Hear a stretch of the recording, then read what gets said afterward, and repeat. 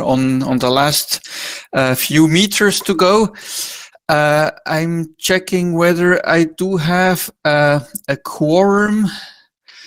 I have shortly seen also Oceania appear, but he has disappeared again. We did have Hugh Robertson. We don't have Europe yet, even though Gerald is here. So can please the Secretary make a check whether we do have a quorum or not? We are checking. We certainly have enough regions. Yes. And we have 6 AC members, so that is a quorum. Okay. Chairman, and you can start. Okay, thank you very much. So welcome to everybody to our last day. Does the Secretariat have some comments to make, housekeeping or anything? No, Mr. Chair, only that this session of the Animals Committee is going to take us all the way to 2:30? 2 o'clock. 2 o'clock. 2 o'clock. And that we will try, hopefully we can finish a bit early than 2 o'clock so that we can also change over to the Plants Committee that will follow up on this particular session. Thank you, Mr. Chair. Thank you, Secretariat. I think we have some outstanding issues. So with this, I will just start with these outstanding issues. And I would like to draw your attention to agenda item 13. AC 31 Doc 13.1 and its addendum were produced by the Secretariat and update the Animals Committee on the status of the review of significant trade. An updated overview of all review of significant trade cases since the 30th meeting of the Animals Committee is set out in Annex 1 with notes on reviews that were completed since AC 30. A summary of all range state species combinations for fauna that are subject to a recommendation to suspend trade under the review of significant trade or for which the review process is currently ongoing is included in Annex 2.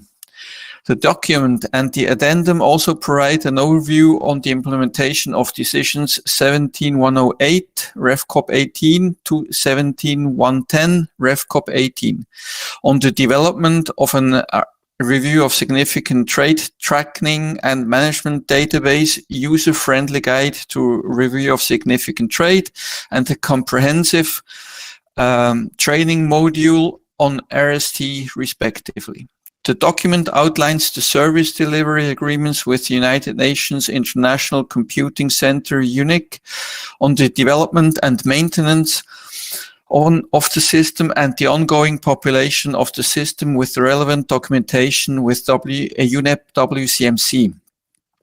The committee should note that the RST tracking management database was finalized in October 2020 and will be made public when all the documents have been added to the database along with the guide and training module on RST. So I invite the committee to note document AC 31 Doc 13.1 and its addendum and open the floor for any comments.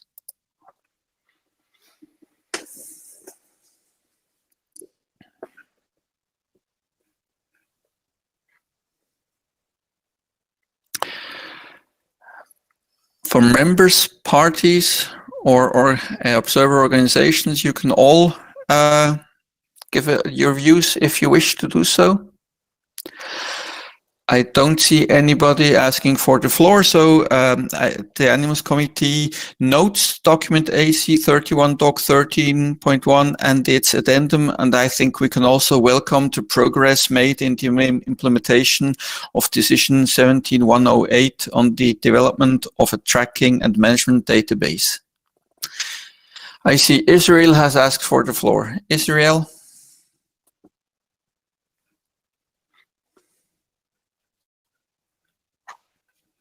Thank you, Chair. I'm sorry you're moving quite quickly, and before you authorize it, we do have a comment that we would like to make on the document, if that's okay.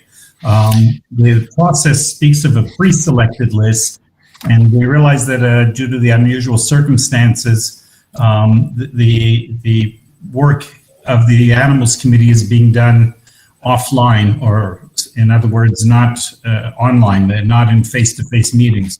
As we're all aware, one of the major roles of the Animals Committee and one of the most time-consuming parts of our meetings is going through these lists of the species, country combinations of the significant trade review. And here, this whole process seems to be a little bit skipped and not to have the same level of examination that we're used to at our face-to-face meetings. Specifically, a lot of input at these meetings that we usually sit and go through it is provided by observer organizations or specialists in protection of different groups of animals. And that there's no direct method here in the procedure for their input until after the preliminary list is compiled.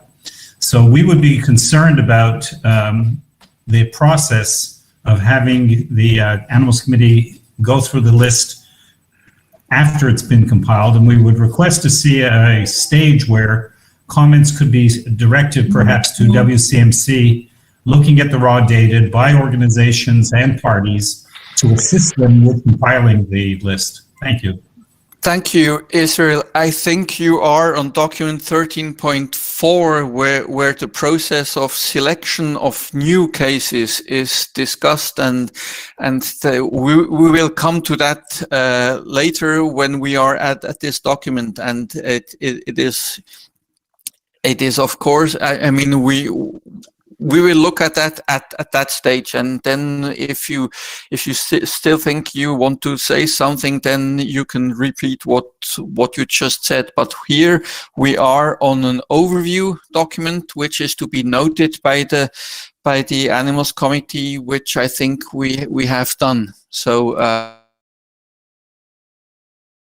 I think with this we can. The next two documents, they are also to be noted mainly.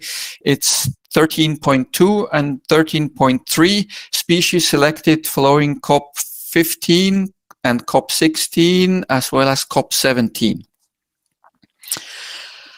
Ahead of SC 73, the Secretariat produced document SC 2020-INF11. Concerning that document, when I saw the annotation, how it was labeled, I wasn't really knowing where to find it. So I can just tell you where you can find that document. If you go onto the CITES webpage under Documents, Standing Committee, Intersessional Work, and then in the box Information Documents, that's where you can find that document. So as I said, ahead of SC 73, the Secretariat produced that document, which provided details of the 77 species country combinations from a total of 33 parties that are currently in the review of significant trade, of which 62 cases related to fauna and 14 to flora. The Secretariat indicated that all ongoing cases have now been subject to recommendations by the Animals or Plants Committee, with deadlines for implementation that now have passed. The Secretariat wrote to all 33 parties concerned by the RST process, meaning ongoing cases and those that are subject to a recommendation to suspend trade, inviting them to provide any relevant information to the Secretariat before 30th November 2020, so that it can be considered intersessionally by the Secretariat and subsequently by the members of the Animals or Plants Committee through the relevant chair. To date, new information has been submitted by the following parties: Algeria, Benin, Ghana, Indonesia, Laos PDR, Morocco, Mozambique, Togo, and Tunisia. The Secretariat is currently evaluating all ongoing cases to determine whether the RST recommendations have been implemented by the range state concerned, and will consult with the members of the Animals Committee so that all of these cases can be considered at the next meeting of the Standing Committee. The Secretariat would like to take this opportunity to invite any parties who are under review to submit any information as a matter of urgency, so that it can still be considered at the next meeting of the Standing Committee. So here as well, the Animals Committee is invited to note this oral report on documents 13.2 and 13.3. I open the floor for any comments.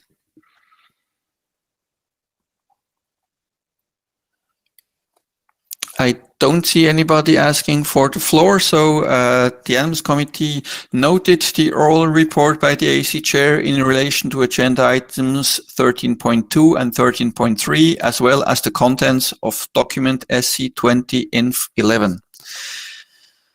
So we can then move on to agenda item 13.4, species selection following COP18. The document by the Secretariat presents reports by UNEP WCMC, which were produced early in 2020 in accordance with paragraph 1A of Resolution 12.8 Ref COP18 on the review of significant trade in specimens of Appendix 2 species. Based on trade data for the period 2014 to 2018, the reports provide a summary from the CITES trade database on annual report statistics found in Annex 1 and an extended analysis of trade to inform the preliminary selection of species country combinations found in Annex 2. However, it was agreed with the Standing Committee that no new species country combinations would be selected for review until the first meeting of the Animals Committee after COP19. The Animals Committee is therefore invited to note document AC 31 Doc 13.4 and further note that selection of new species country combinations for review will be postponed until the first regular meeting of the Animals Committee after COP19, when an updated analysis of the trade data will be presented. So open the floor for comments on 13.4. I see any parties. I see you, Robertson, the representative from Oceania. You have the floor.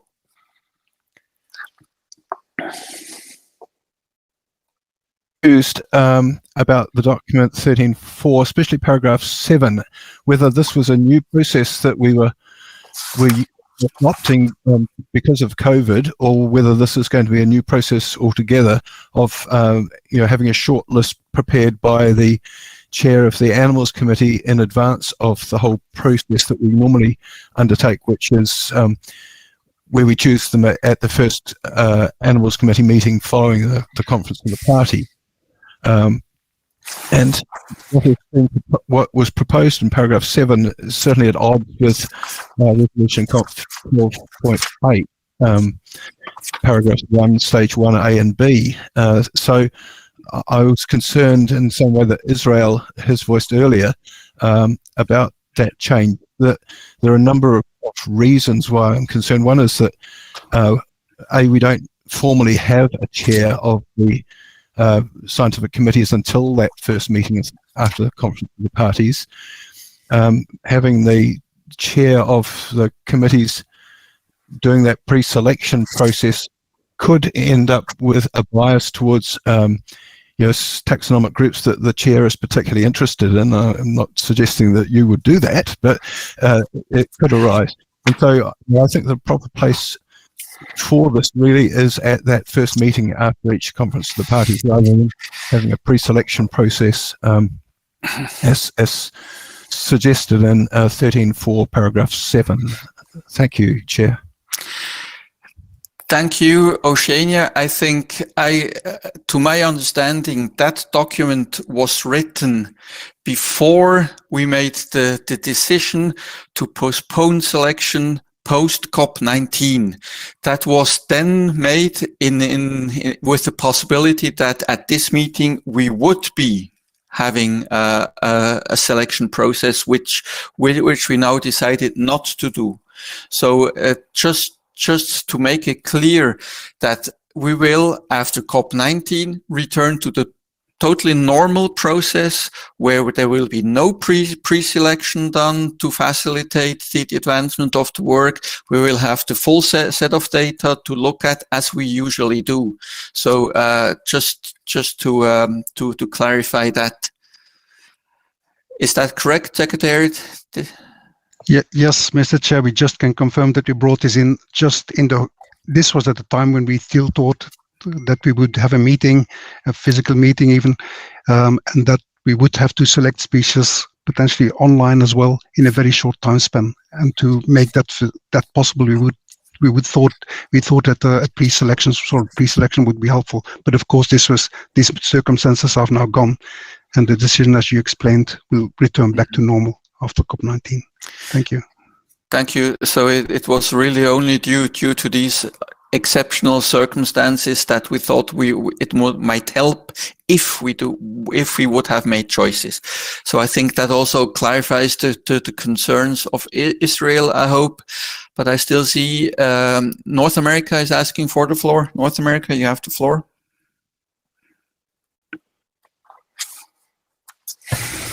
Thank you, Mr. Chair. Good day for everybody. Just to say that we also share some concerns expressed by Israel and the delegate of Oceania. And we understand we're facing these particular exceptional circumstances, but not to be the way to proceed in the future, just for this time. And we'll see this later. Thank you. Thank you, North America. I see Europe has asked for the floor. Dagmar, you have the floor. Thank you very much, Mr. Chair. Just very briefly to indicate that we, of course, understand these exceptional circumstances and the reasons why the process is now being postponed, but we feel that review of significant trade is really one of the core elements of the convention. So if the situation does not allow for physical meetings, be it the COP or the first meeting of Animals Committee after the COP, we strongly advocate that the process is run in full and also in line with what has been said by previous speakers, that it needs to keep its transparency and all the information need to be assessed. And I think this meeting has already shown that we can work effectively online and we can also handle the review of significant trade in the future, if necessary, also in an online environment. Thank you. Thank you, Europe. I think that is all our concerns, that the decisions we are taking are transparent and open. It was just a mean of maybe if we would have to do that we would still reach some conclusions. But I think that is now off the table. I see still HSI. Ron, you have asked for the floor. Yes, thank you, Mr. Chairman. Indeed, though, the comments I was going to make, which were going to be made on behalf of Species Survival Network, which has having some internet difficulties, and 11 other organizations, relate to what you just said, that we were concerned about this process. We thought the development of a pre-selected shortlist would greatly restrict participation of parties, observers, and experts in the selection of species for review. So we appreciate your clarification that it is off the table. I will post the intervention we were going to make just in the chat, but thank you very much for clarifying that this is not going to happen in the future, and we'll go back to the earlier method. So thank you, Mr. Chair. Thank you, HSI. I see nobody else asking for the floor. I think so. We have clarified that, and with this, I would conclude that the Animals Committee noted document AC31 Doc 13.4 and further noted that selection of new species country combinations for review will be postponed until the first regular meeting of the Animals Committee after COP19, as we have discussed now. Okay, I think that concludes the agenda item 13. So we would then move on to the next agenda item, which is agenda item 19 on captive bred and ranch specimens.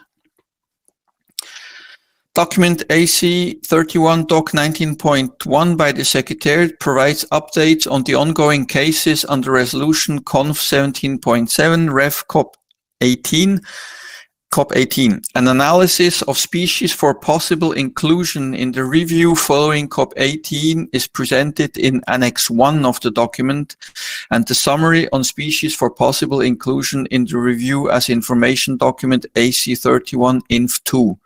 However, as with the review of significant trade, it has been agreed with the Standing Committee that selection of new species country combinations for review will be postponed until the first regular meeting of the committee after COP19. So similar case like we have with RST. The Animals Committee is therefore invited to take note of document AC31 Doc 19.1 and its addendum, and further note that selection of new species country combinations for review will be postponed until the first regular meeting of the committee after COP19. As outlined in paragraph 12 of document AC31 Doc 19.1, the Secretariat will consult intersessionally with the members of the Animals Committee and the Standing Committee through their chairs to determine whether the recommendations to the 10 countries under review have been implemented. In accordance with paragraph 2.0 of Resolution Conf 17.7 Ref COP 18. The Secretariat will report on its evaluation of the implementation of the recommendations, including the rationale for its evaluation and the summary of the views expressed by the Animals Committee to the Standing Committee for consideration at its 74th meeting rather than at its 73rd meeting as previously indicated. So I open the floor for any comments on this.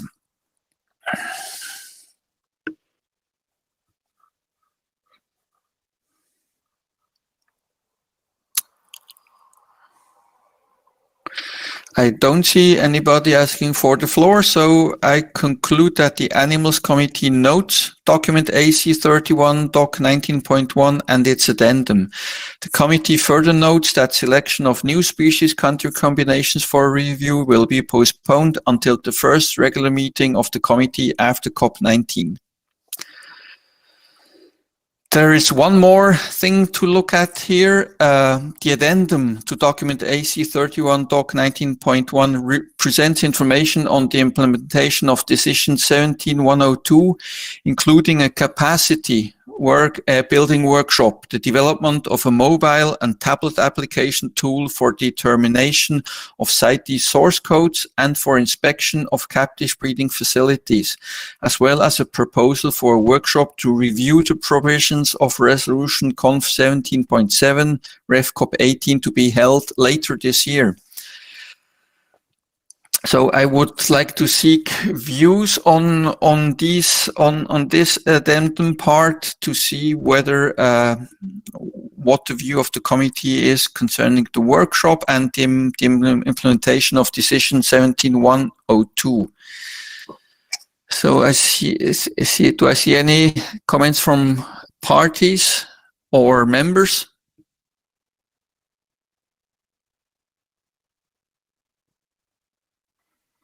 I don't see anybody asking for the floor, so I see Pro Wildlife, you have the floor. Chair, I wanted to make this intervention briefly on agenda item 19.1 and specifically on the significant trade in captive bred amphibians, if I may. I'm making this intervention on behalf of 8 NGOs, which I will post into the chat. Despite many species of amphibians being listed on CITES, the volume of trade has given rise to questions about its sustainability and possible detriment to fragile populations. Trade in a couple of frog species has been evaluated under the review, resulting in recommendations from AC to a couple of parties. As an example of our current concern, we highlight amphibian exports from Nicaragua. Nicaragua exported 2,146 live, reportedly captive bred specimens of Dendrobates auratus in 2018 and almost doubled that in 2019. In addition, it exported more than 4,000 live captive bred specimens of O. faga pumilio in 2018, with another almost 7,000 exported in 2019, reflecting a 63% increase in farm-sourced animals. Finally, Nicaragua exported more than 20,000 and almost 26,000 Agalychnis calidrias in 2018 and 2019, respectively, reportedly from captive bred sources. 70 to 76% of the mentioned trade was imported by the United States. For Agalychnis calidrias, AC30 specifically recommended that Nicaragua confirm that it will export specimens only using source code W or F, and that legal acquisition and non-detriment findings be made prior to authorizing export. However, these recommendations have not been met. We recommend, therefore, the species-country combination to be kept in the review until we can be certain of the source of the specimens in trade. Thank you very much. Thank you, ProWildlife. I think this information will be included in the summary record of the meeting, and we will review it when we talk about these cases. So thank you very much for this information. I don't see anybody else asking for the floor. So concerning Decision 17102, I think the Animals Committee can welcome the developments on the implementation of Decision 17102, and I think it would also be good to encourage parties and observers to actively participate in the workshop on the review of Resolution Conf 17.7 Rev COP 18 to be held in support of the implementation of Decision 176. So I think that is quite clear that we support this. So then I would move now to document ACE 19.2, captive breeding of Sri Lankan agamids. The document AC31 Doc 19.2 by the Secretariat presents the report by UNEP WCMC entitled Captive Breeding of Sri Lankan Agamids as set out in the annex to the document in fulfillment of Decision 18174. The report provides information on the breeding biology of Ceratophora stoddarti, Ceratophora aspera, and Lyriocephalus scutatus, feasibility of breeding in captivity, and prevalence of specimens in zoos, and evidence for commercial breeding. As per the previous agenda item 19.1, the selection of new species country combinations for review will be postponed until the first regular meeting of the committee after COP19. I therefore do not propose to have any substantive discussion on this item. I would rather propose that the Animals Committee be invited to take note of the document and the report contained in the annex. Further note that as for the previous agenda item, the selection of new species country combinations for review will be postponed until the first regular meeting of the committee after COP19, and consider renewing Decision 18175 to allow for the species selection to take place after COP19. And just to note, there are no edits needed on this decision, just for you to note. So I open the floor for any comments. I see the United States. United States, you have the floor.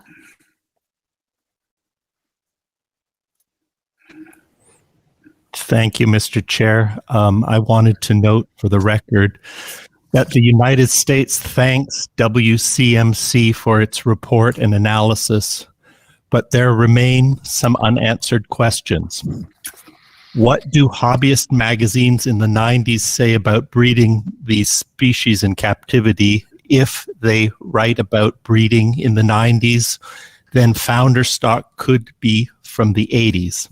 WCMC focuses on breeding now, but appears to have not researched breeding efforts in the past. It would be helpful to know when the 3 species first bred in captivity and how long adults live in captivity.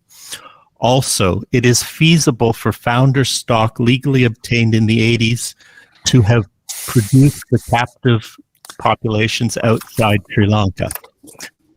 Given the low response rate, obtaining more response questionnaire could provide a clearer picture and would be important to address before selection of new species country combinations at AC32. Finally, we note that Sri Lanka was not able to attend this meeting. They asked that the following information be conveyed. Any early agama exports from Sri Lanka were only authorized for zoos and scientific purposes. Thank you, Mr. Chair. Thank you, United States. I think we can clearly note these comments, and they will be taken into account by the Secretariat when liaising with WCMC, the author of this study. So I think thank you very much for this information and these comments. Any other party or member? I see Provide Life has asked for the floor. The floor again, Mr. Chair. I'm making this intervention on behalf of 11 NGOs, which I will post into the chat. We are concerned that the annex to Doc 19.2 does not include the most recent national IUCN assessment, which recommends classifying Ceratophora aspera and Ceratophora stodati as endangered and Lyriocephalus scutatus as vulnerable. That assessment also identified wild collection for the international pet trade as a specific threat to these species. We are also concerned that the annex relies heavily on anecdotal evidence from private keepers. While the report claims regular breeding for Ceratophora stodati and occasional breeding for Lyriocephalus scutatus, questions remain regarding the legality of the breeding stock, as this would require sustained closed-cycle captive breeding production since the last legal exports happened prior to 1993. Unexplained substantial numbers of adult Sri Lankan agamids available in the European pet market since 2013 indicate significant smuggling activity, questioning the legality of animals in captivity. Therefore, we would like to urge the committee to seek confirmation of legal acquisition of specimens in trade originating from non-range states and include the species for review under ResConf 17.7 during its next reiteration post COP19. Thank you. Thank you, Provide Life. I think these comments will also be noted, and you can certainly raise them again at AC32 when we will proceed to make new species country combinations selections. Okay. So thank you very much. I think with this we can conclude that the Animals Committee notes document AC31 Doc 19.2 and the report contained in the annex. The committee further notes that the selection of new species country combination for review will be postponed until the first regular meeting of the committee after COP19 and agrees to propose the renewal of decision 18175 at COP19.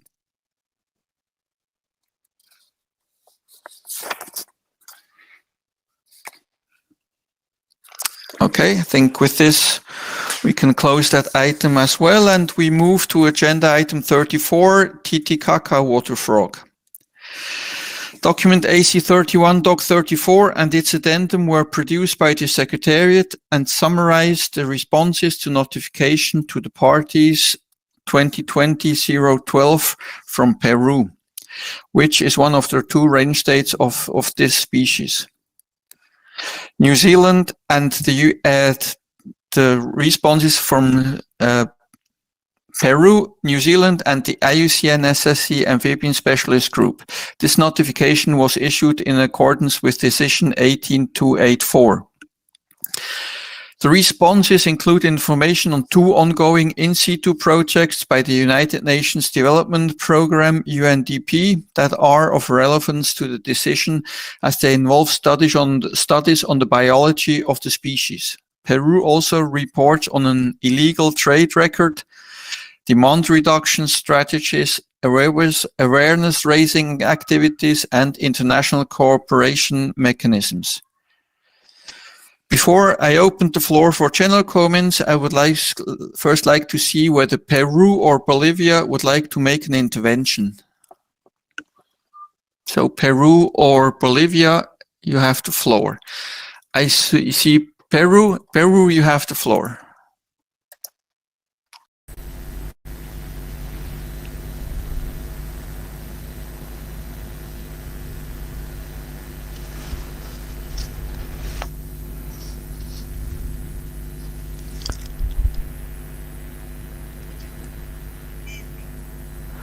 Thank you very much, Chair. Peru would like to thank the Secretariat for the preparation of the document AC31 Doc 34 and its addenda, which sums up the main progress made in the implementation of the mandates received under Decision 18.284 to promote the conservation of the Titicaca waterfrog listed in Appendix 1. And in conjunction with Bolivia, we are implementing a binational action plan for the conservation of the Titicaca waterfrog. And this takes into account the main mandate set out in Decision 18.284 with a time plan of 10 years for implementation. And the main progress that we would like to share are the carrying out of population studies, which are underway thanks to the GEF project on the integrated water source integrated management in the Titicaca area. And we also have actions for the reduction of demand and illegal trade thanks to the national strategy to reduce traffic and constant monitoring activities and the recognition on a local level with the local authority in Puno, which promoted a declaration of interest on the Titicaca waterfrog with the aim of conservation, protection and research on the species and its ecosystem. To conclude, we have carried out local and national activities in order to increase knowledge of the Titicaca waterfrog and its importance for the conservation, both for the citizens in general, but in particular we've aimed this at children through environmental education programs. We know it's constant work and we will continue with it. Thank you, Chair. Thank you, Peru, for this update, which is very encouraging. And it will certainly be reflected in the summary record of this meeting. I open now the floor for any additional comments. Members and observer parties. I don't see any asking for the floor, so I see WCS. Sue, you have the floor.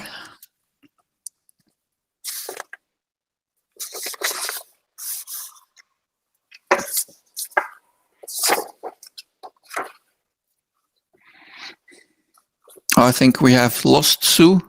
We try it again.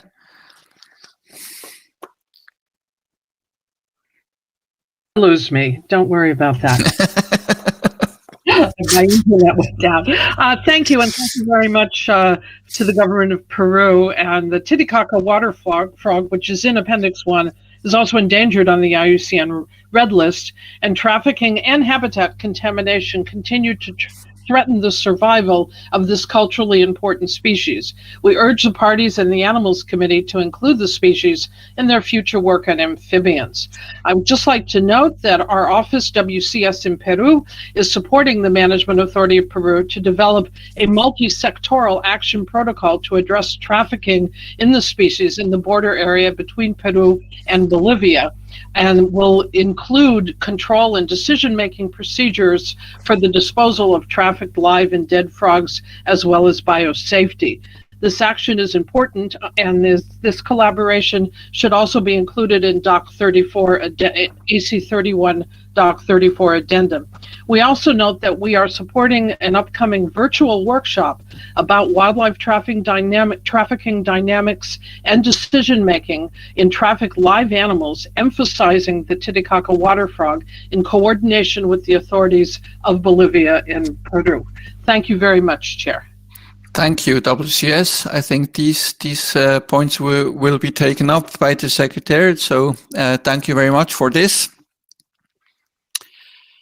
I don't see anybody else for asking for the floor, so I conclude that the Animals Committee notes document AC 31 Doc 34 and its addendum and updates provided by Peru, and encourages Peru and the plurinational state of Bolivia to continue their collaboration for implementing the binational action plan for the conservation of Titicaca waterfrog. So with this, I conclude that agenda item, and we move on to agenda item 12, the joint CITES CMS African Carnivore Initiative. And I would give the floor to the Secretariat for an oral update on the joint CITES CMS African Carnivores Initiative and its implementation of Decision 1856. So Secretariat, you have the floor. Thank you, Mr. Chair. Decision 1858 directs the Animals Committee to consider any reports of the Secretariat on its implementation of Decision 1856, as you just indicated, and to formulate guidance and recommendations as appropriate to range states and the Secretariat. For this oral report, I would like to go through Decision 1856 point by point and inform you what the Secretariat has accomplished. Firstly, concerning paragraph A of the decision, we can report that at its 73rd meeting in May 21, not so long ago, the Standing Committee endorsed the new CMS CITES Joint Work Programme 2021 to 2025, and this includes collaboration on the African Carnivore Initiative, or the ACI. This new joint work program is available in document SC73 Doc 13, and so this particular element of the decision has been implemented. Secondly, concerning the implementation of paragraph B, subparagraph little I, the Secretariat developed a draft program of work for the joint CITES CMS African Carnivores Initiative in collaboration with the CMS Secretariat and ICN, and in consultation with the African carnivore range states. As we are directed, the Secretariat submitted this draft program of work to SC73 for review by the Standing Committee, and the draft is available in document SC73 Doc 14.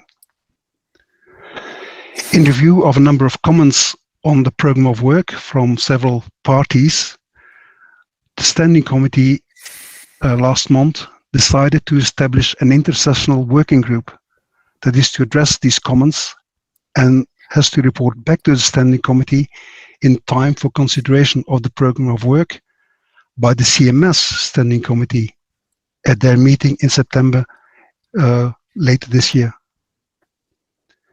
The Standing Committee working group has been struck. It is chaired by Germany and is expected to finish its mandate expeditiously.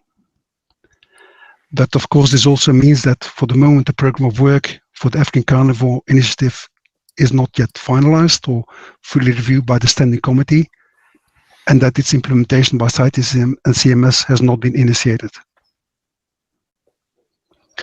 Thirdly, on paragraph B, subparagraph little I, which is about supporting range states of African carnivores in implementing relevant CITES decisions and CITES resolutions, we would very much like to refer to the documents, the discussions, and the decisions that we have had here at this Animals Committee meeting, and particularly on NDF guidance, which we discussed on the agenda item 14.1, African lion, which was agenda item 28, and leopards, which was agenda item 29.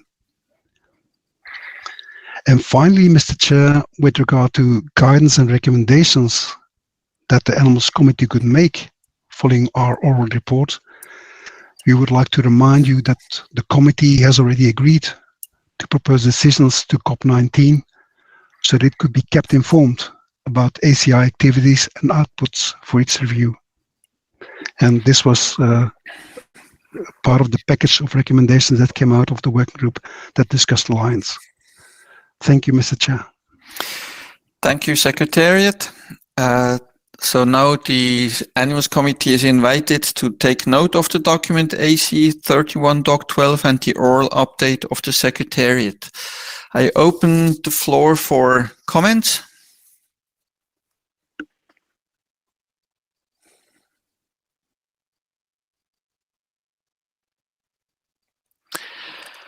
I don't see anybody asking for the floor, so I would conclude that the Animals Committee notes document AC 31 Doc 12 and the oral update of the Secretariat. I see Conservation Force. Can you please keep it short? Thank you.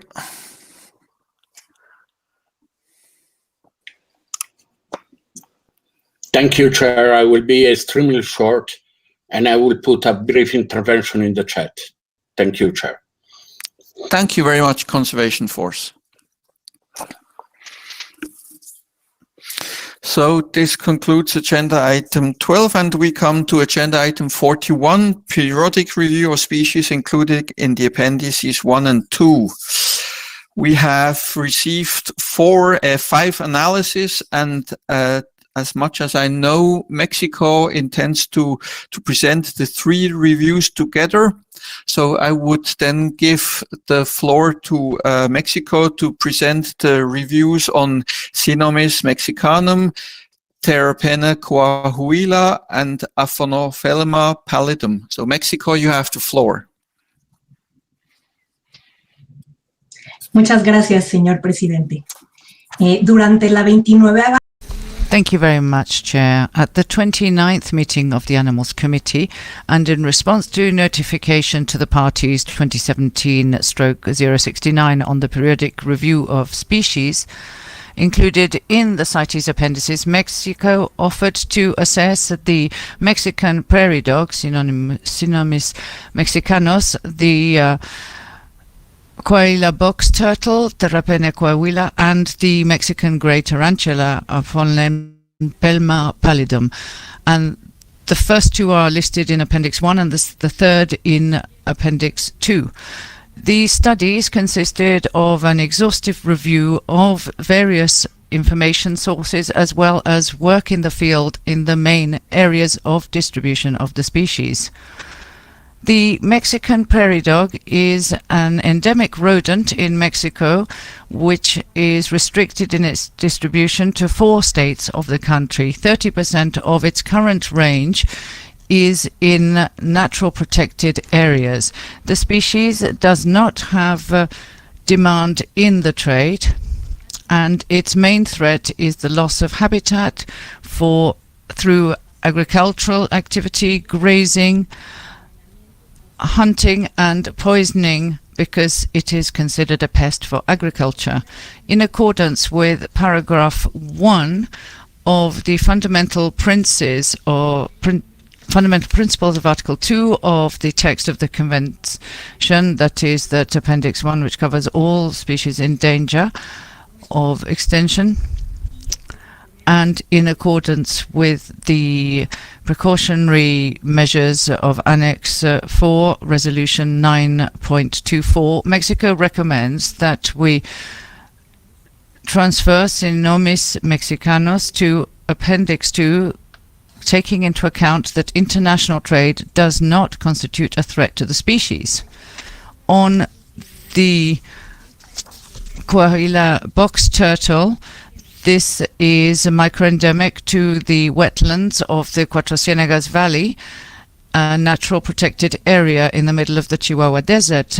The main threat to the species is the drying out of the wetlands for agricultural and livestock purposes, which has brought about a reduction of its potential range area to just 5.4 square kilometers. And there are now no more than 1,800 specimens in the wild. Based on the information gathered, it has been determined that the species continues to meet the biological criteria of Annex 1 of Resolution 9.24, Criteria A, so that it should be maintained in Appendix 1 of CITES. And finally, the Mexican grey tarantula, listed in Appendix 2, is subject to anthropogenic pressures, such as the expansion of urban areas or agriculture. There is low or no international or national trade available, but it is difficult to distinguish from Brachypelma albiceps, so the Mexican golden red rump tarantula, and that is subject to international trade. It's possible that specimens of Anophelma pallidum are being traded under the name of Brachypelma albiceps. Given the difficulty in distinguishing the two species, and that an amendment to remove Anophelma pallidum from the appendices would be a considerable challenge in the application of the law, and that it meets criteria A of Annex 2B of Resolution 9.24 on similar species. So we would request that the Animals Committee support the recommendations made on these 3 reviews. Thank you. Thank you, Mexico, for this presentation of the documents. So Mexico asks the views of the committee and support of their conclusions. So with this, I open the floor for comments from members of the Animals Committee on the 3 presented documents.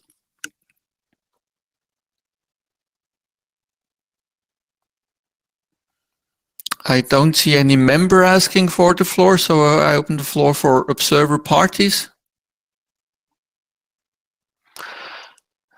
I see the African representative, the representative from Africa. Apollinaire, you have the floor.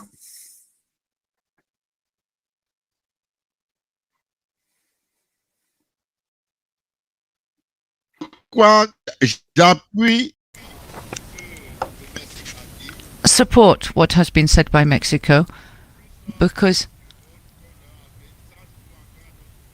rodents have another role. They are insectivores, and so protecting the species maintains the biodiversity chain, because if we think about the predatory role that they play. Thank you. Thank you, Apollinaire, for your comments. United States has asked for the floor.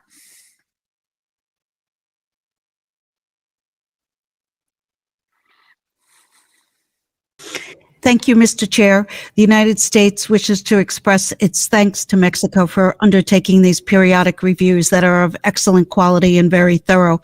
We therefore support the conclusions reached in these periodic reviews. Thank you. Thank you, United States. I still see the African representative, but I suppose that is an error. Yes, okay, thank you. I open the floor for any other comments. Oh.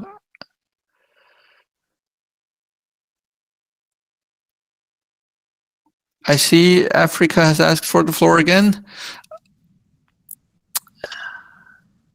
Apollinaire, tu vouliez encore dire quelque chose? Apollinaire, did you wish to speak again? It appears to be an error. Thank you. Thank you, says the chair. Okay, I don't see anybody else asking for the floor, so I think the Animals Committee welcomes and thanks Mexico for submitting these periodic reviews and supports the recommendations therein. So thank you very much. Then I would open the floor for the United States concerning the periodic review of Branta canadensis, Leucoparreia, and Phobostria albatros. So, United States, you have the floor.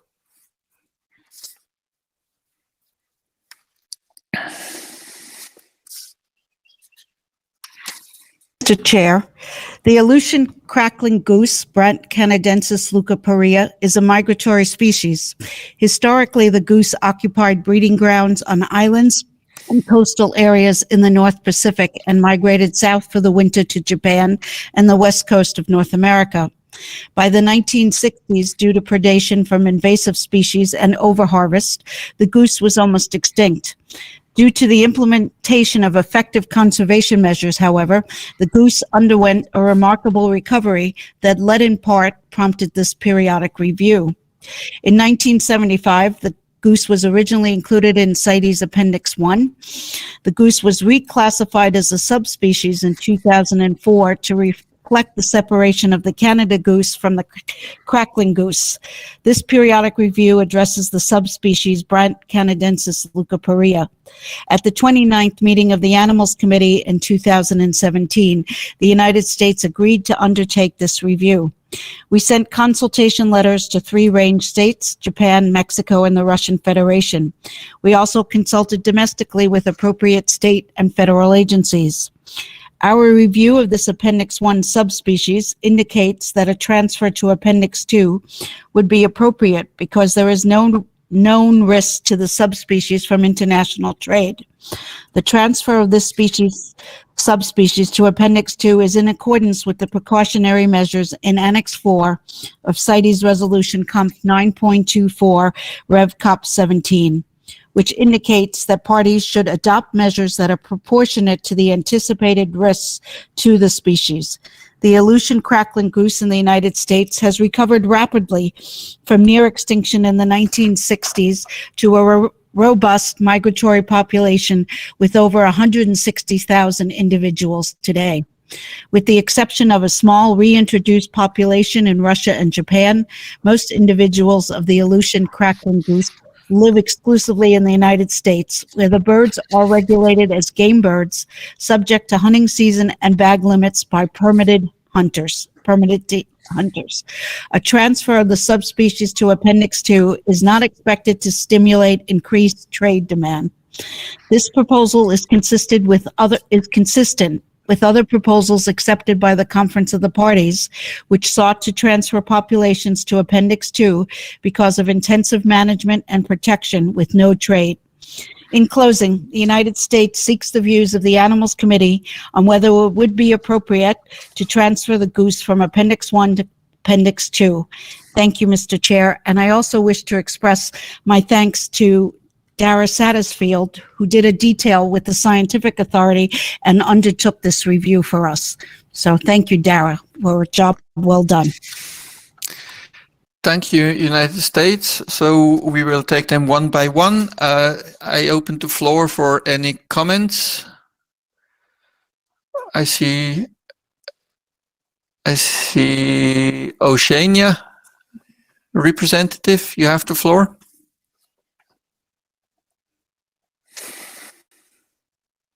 A very thorough review. I fully support the move from Appendix 1 to Appendix 2. Minimal international trade and an extremely encouraging increase of the population that gone from less than 10,000 to 160,000. So well done on that front, and I fully support your case. Thank you. Thank you, Oceania. I see North America has asked for the floor. Ezekiel, you have the floor. Thank you, Mr. Chair. Also, the North American region would like to congratulate the efforts of the U.S. on this periodic review and also supports the conclusions to transfer these species to Appendix 2. Thank you. Thank you, North America. Safari Club International.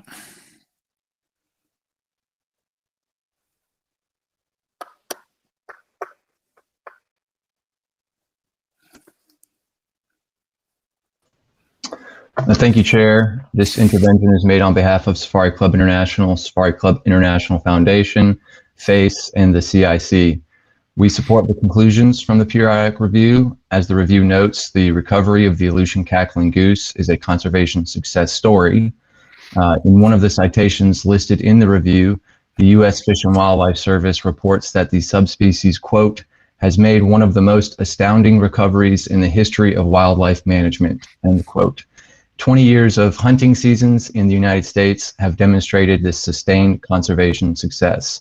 The U.S. Fish and Wildlife Service, U.S. state wildlife management agencies, and other conservation stakeholders, including the hunting community, should be commended for their wildly successful efforts.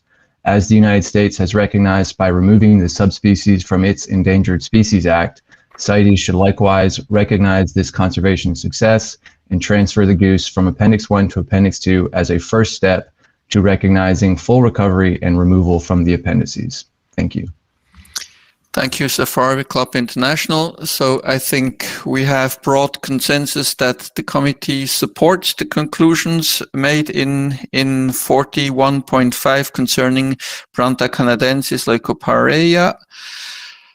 So with this, I would also close that agenda item and would move to the last periodic review, which is the one on Foebastria albatros, also from the United States. So United States, you have the floor.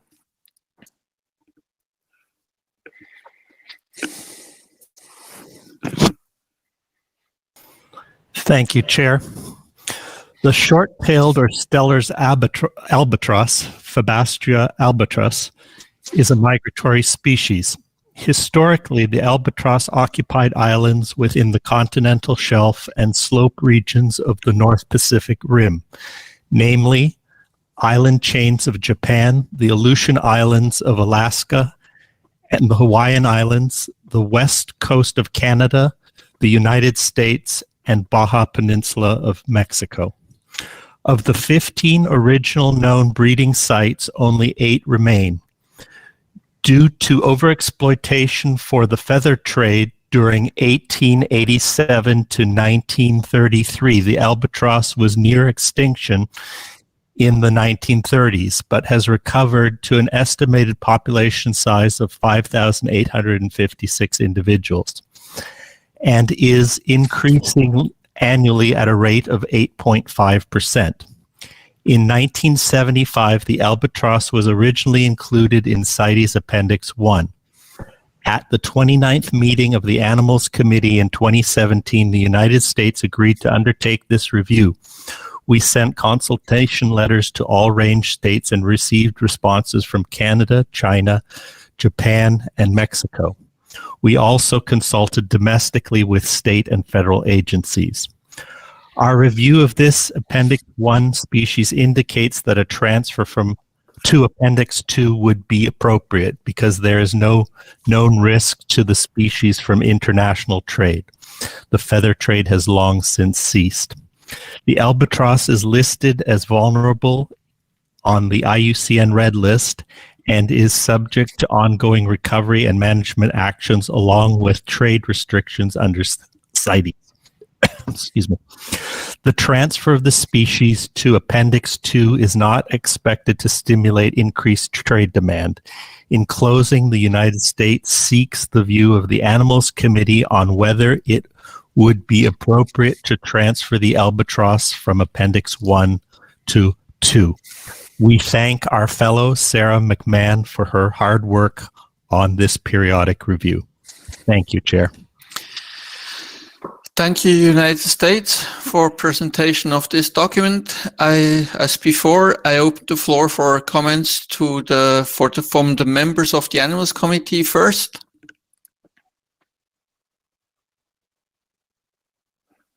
North America, you have the floor, Ezekiel. Thank you very much, Mr. Chair. Again, the North American region congratulates the United States for the detailed work on this periodic review.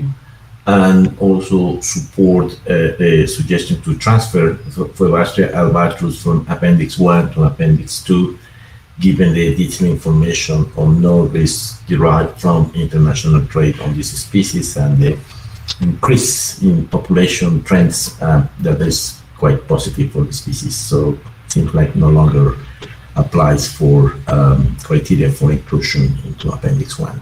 Thank you very much. Thank you, North America. I see Oceania has asked for the floor, so you have the floor.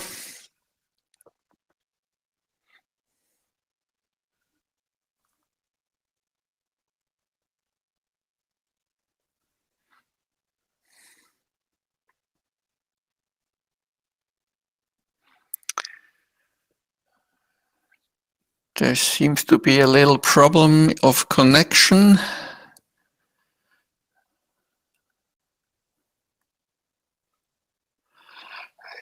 Can we try again to connect Oceania?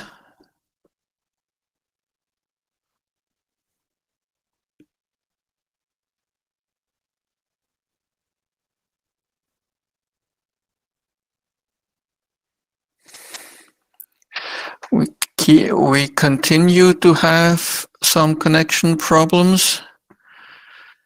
So I hope we can resolve those technical problems if maybe Ben and his colleagues can support Oceania. And with this, I would move on to China. China has asked for the floor. So China, you have the floor.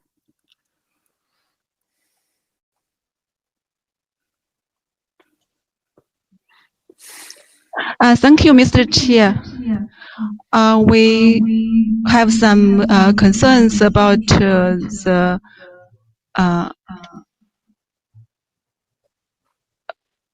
periodical review of the Phoebastria albatros that are prepared by the United States of America. We want to thank that for the United States of America for doing this excellent job.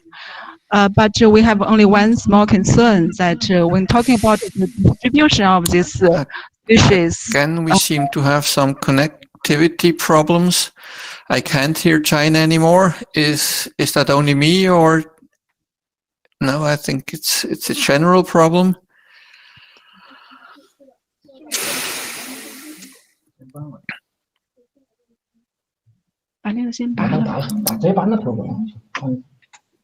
Well, I don't think we can at this stage solve the problem. Can maybe, yes, Secretariat, you asked for the floor? Just give it one more try. I think China came through. Yes. So can maybe China retry to connect so that we can hear the full intervention? So China, you have the floor again.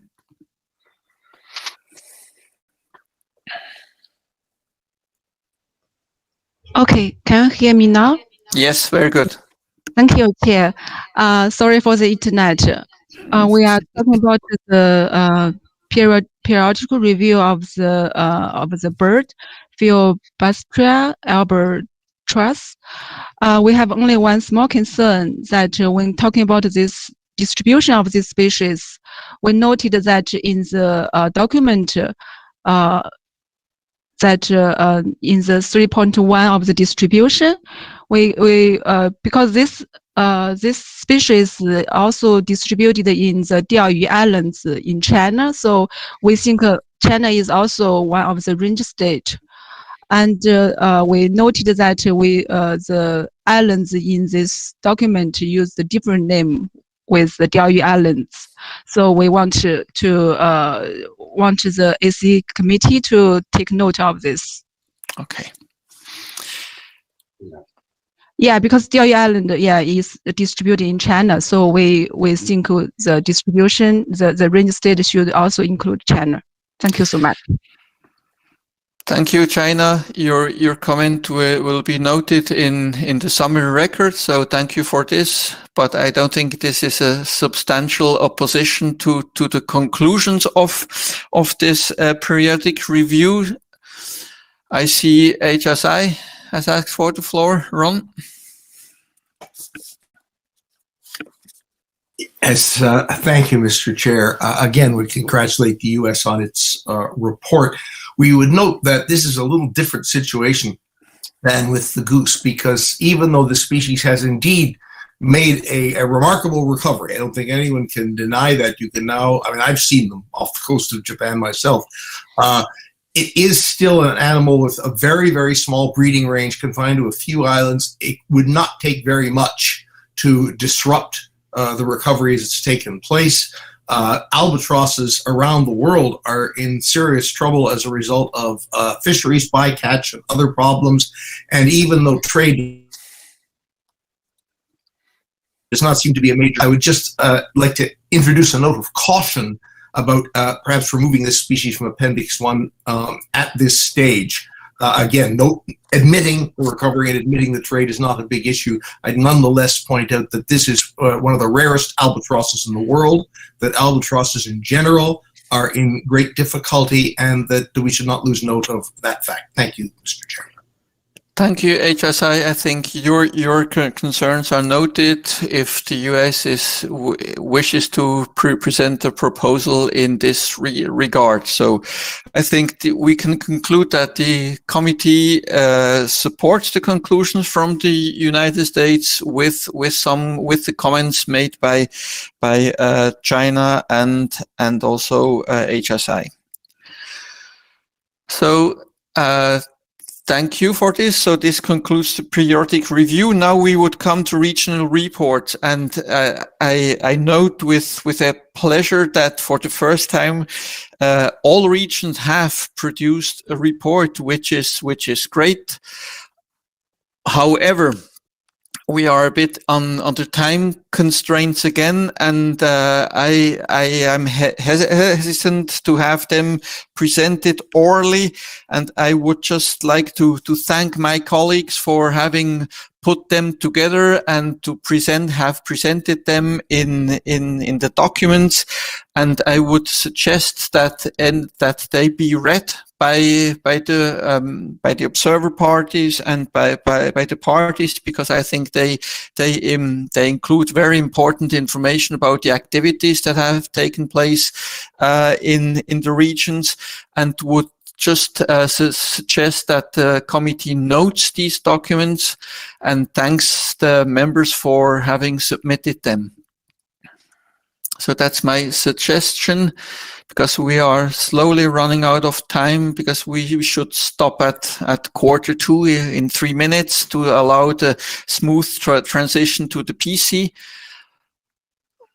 Yes, did you want to say something, Secretariat? No, okay. Good.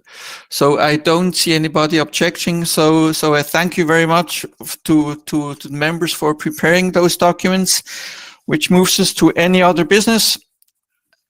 I open the floor for any other business.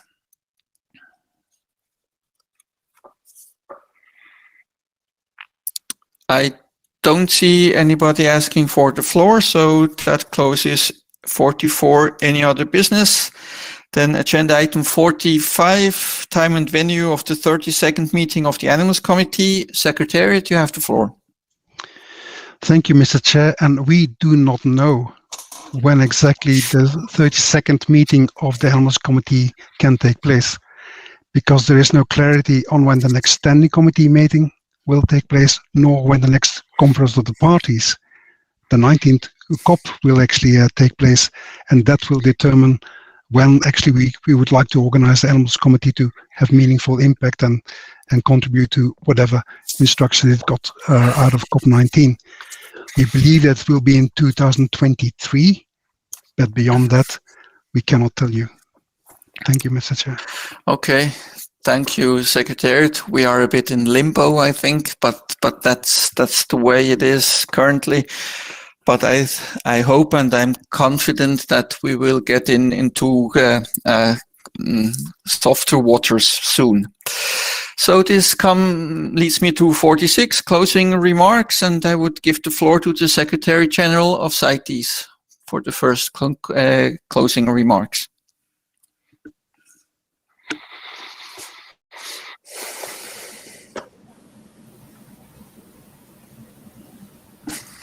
Thank you, Mr. Chair. Mr. Chair of the Animals Committee, members of the Animals Committee, distinguished delegates and participants, dear colleagues, warm congratulations to all on the successful meeting of the Animals Committee.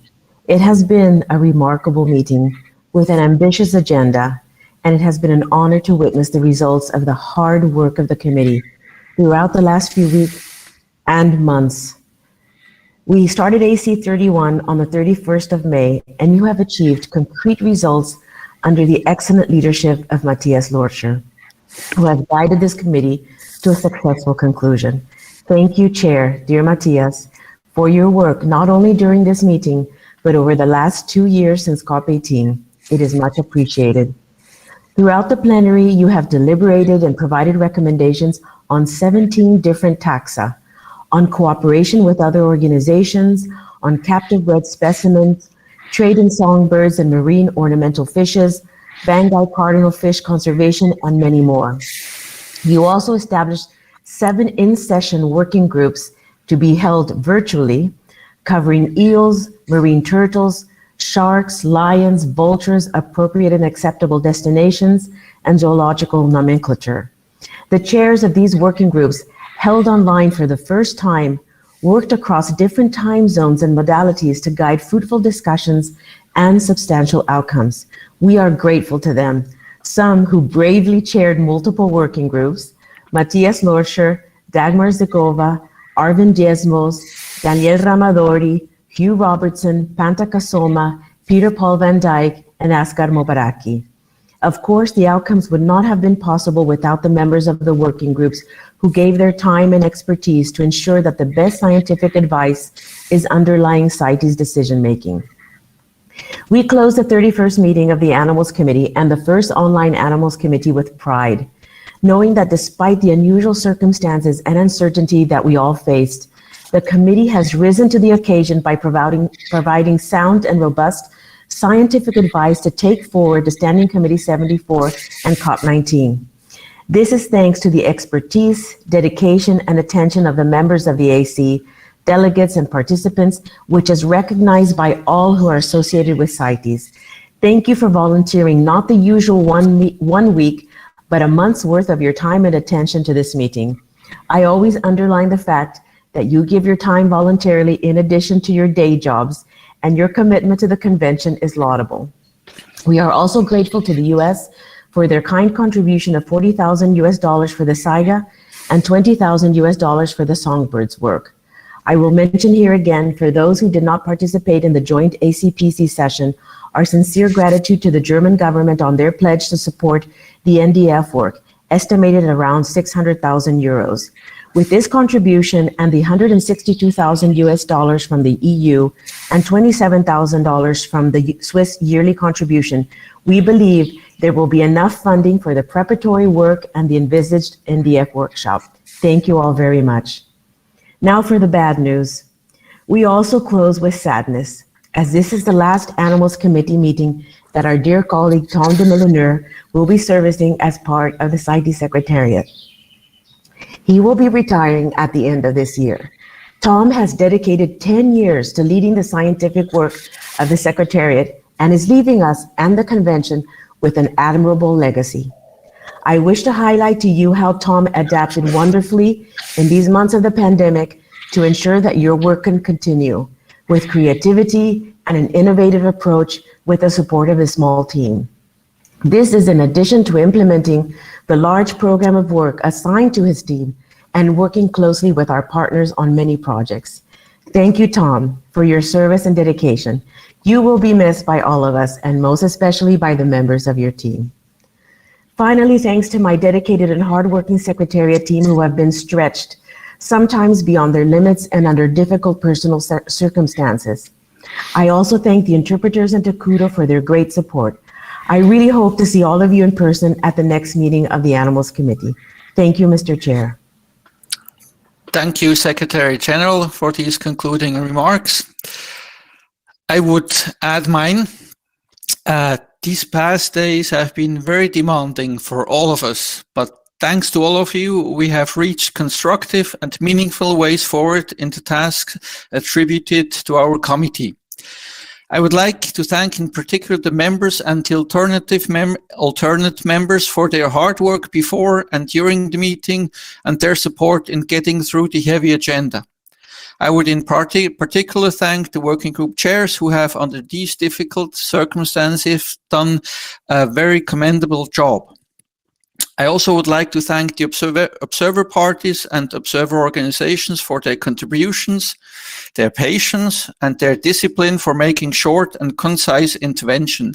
That has helped me as chair very much in getting through our work. Many thanks also go to the interpreters, of course, who have done an amazing job in making sure everyone was also always on top of the discussions and able to contribute to the outcomes of this meeting. Thank you very much. And also big thanks to the technicians of the Kudo platform who have made this online meeting possible and such a success. And also my huge thanks, of course, go to the Secretariat staff who have been incredible once again during the last weeks ahead of the meeting and also during these past days. The dedication and professionalism shown by you is outstanding and has provided the basis for the achievements of these past weeks. It has been a great pleasure to work with you as always.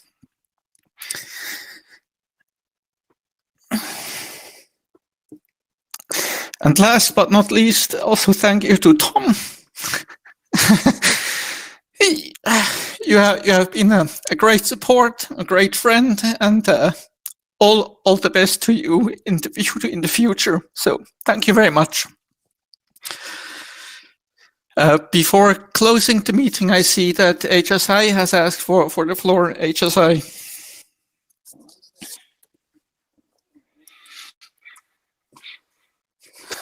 Yes, thank you, Mr. Chair. I quite understand your emotions. This has been an excellent meeting, and given all the difficulties that could have arisen, I want to thank you for your chairmanship. I'm sure, on behalf of all the observer NGOs here. I'm taking the floor also particularly to express the best wishes of all of us to Tom in his retirement, and I'm glad that I'm the one doing it, because I've worked with Tom both as an observer representative and as a consultant for the Secretariat, and also I'd like to think as a personal friend, and I can say on all those grounds I will miss seeing him.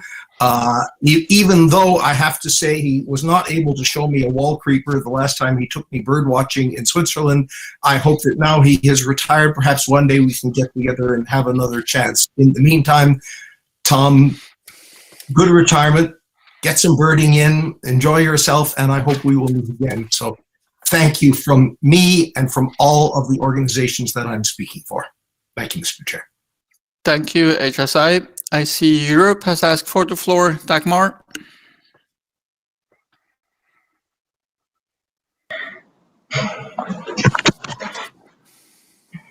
Thank you very much, Matthias. Let me just thank you very much for your excellent leadership during these 3 weeks. Let me thank the Secretariat for their excellent job as always, and I need to join those who are wishing all the best to Tom, who has been really a pillar of our cooperation over past years, and I wish you all the best, Tom. Thank you all. And thanks to all the participants also for great constructive atmosphere. Goodbye. Thank you, Europe. I see PC Vice Chair Rosemary Nam. You have the floor. Speaking on behalf of the United States, though, I wish to express my deep appreciation to you as chair for your work and the Animals Committee members for their work and everyone else. But most importantly, we wish to express our appreciation to Tom. We too have worked with Tom for many years when he was at Traffic. I remember working with him on caviar. Really, thank you for everything, Tom, and we wish you the best in the golden years, and we hope we will see you in some other capacities. Thank you very much. Thank you. I see North America asking for the floor.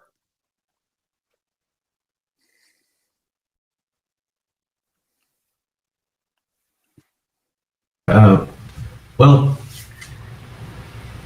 to join others in to congratulate for your excellent work chairing this meeting, and also to wish all the best to my friend Tom for so many years of work, and took me by surprise, this notice, but thank you very much for all these years of excellent friendship and professional work, and we wish you all the best in your new life. Congratulations. Thank you. I see the South and Central American Caribbean colleague Daniel Ramadori has asked for the floor.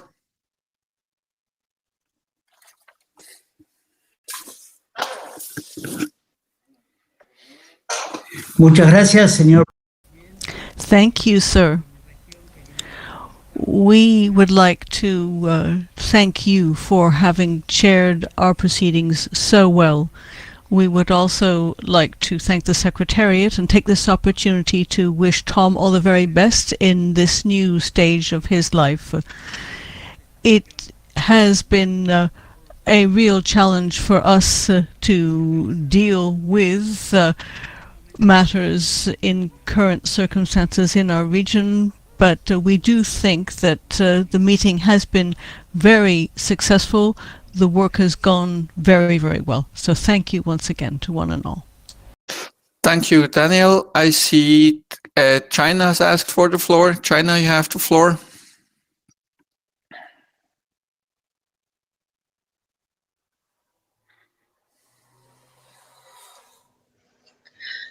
Thank you, Mr. Chair. We want to thank you first for your excellent job during the last 3 weeks, and we are really touched for your really great job. And besides that, we want to thank the Secretariat for their excellent jobs during these tough times.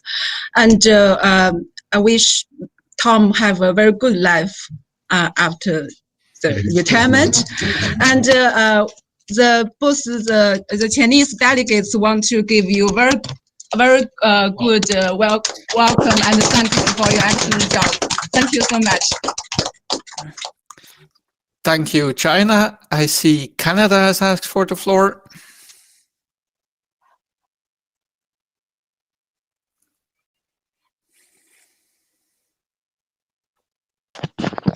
Thank you, Chair.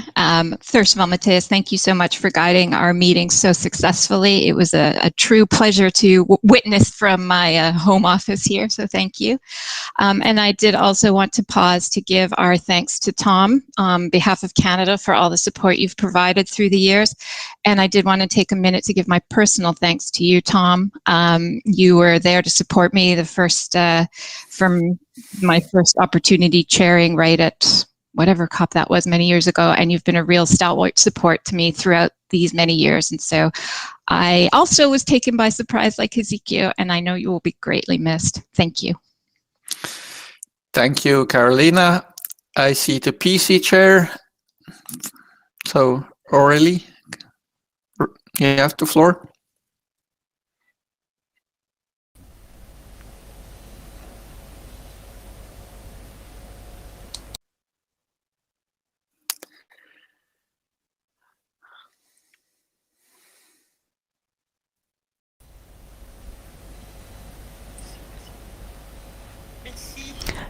Thank you, Chair.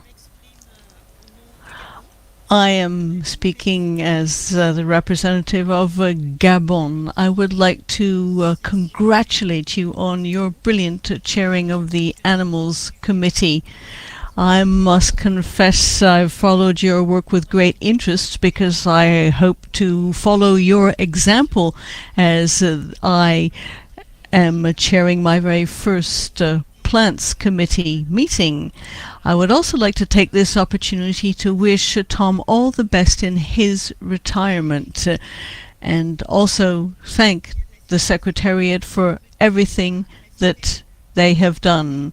I do remember, Tom, how helpful you have been to me when I started working with CITES and started chairing working groups. So thank you and all the best to you.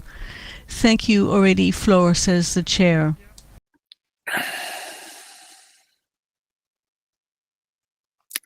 Colombia, you have the floor.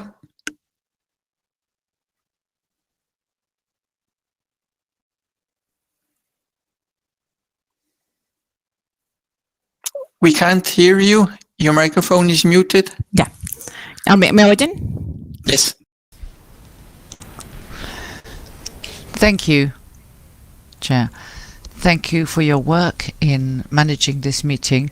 I'm going to take a few moments to personally thank Tom for all his support over these many years. We're going to miss him a great deal, and we hope to be able to welcome him to Colombia, which is one of the best countries for birding. Thank you. Conservation Force. Marco, you have the floor.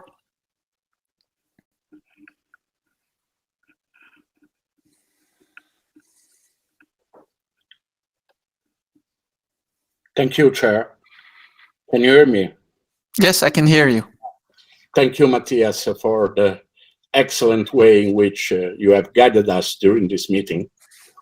And allow me to have a personal congratulations and good retirement to my old friend Tom. We have worked together since 1989, and when we were colleagues in traffic doing, and we did a lot of good achievements. And good chance, Tom. And whenever you are in Italy, give me a ring and we will go bird watching together. Thank you. Thank you. And I see IWMC, Jacques.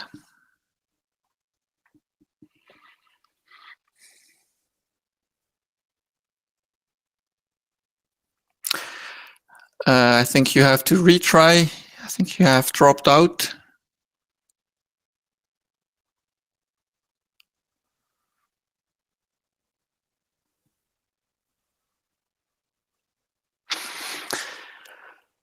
I think we have lost IWMC on the way, but I think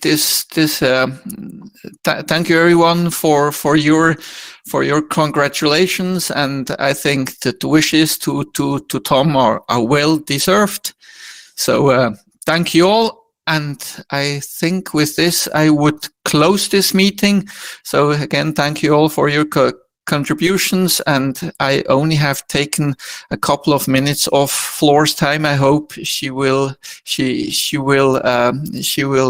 okay with that. With this, I would close the meeting. So thank you everyone, and hope to see you in person pretty soon. So, thank you.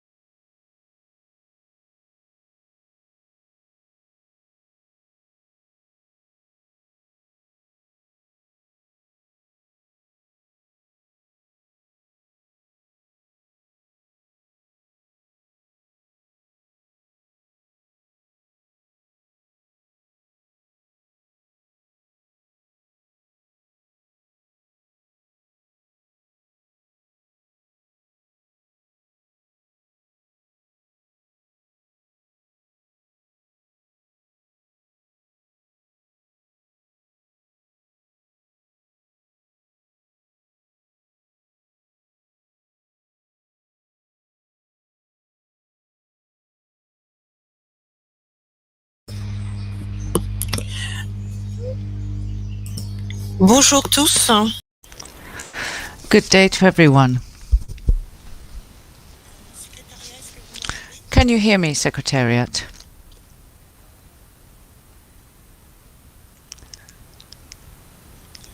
Good. So, good day to everyone. A very emotional time. A lot of emotion at the closing of the 31st meeting of the Animals Committee. But when we have to go, we have to do so. So now we'll move on to the continuation of the 25th meeting of the Plants Committee. Good morning, good afternoon to everyone. So the items we're going to cover are as follows. We're going to continue on the examination of document PC25Com8 through to PC25Com10. Then we're going to look at the items on our agenda 36, 29, 39.2, 39.3, 41, 42, 43 and 44. But before we start, I would like to check with the Secretariat if we have quorum.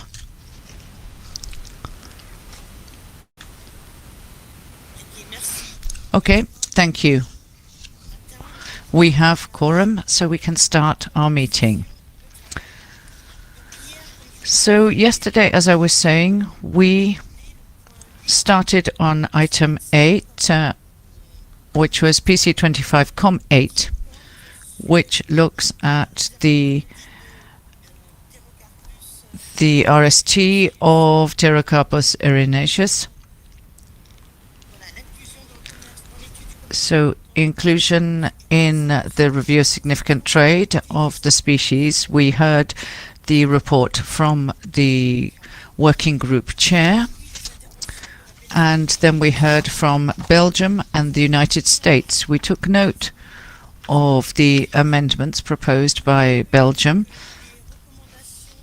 And we recall that recommendations 1 and 2, which were drawn up by the United States of America, are in line with that which is presented in document PC25Com8. But I would like to invite the United States to remind us of recommendations 3 and 4 that they presented yesterday, which look at the publication of zero quotas and further changes that relate to them. United States, you have the floor.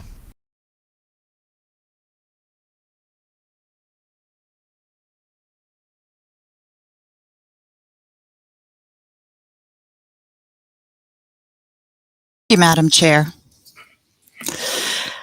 So, can you hear me? Great, thank you. And good morning.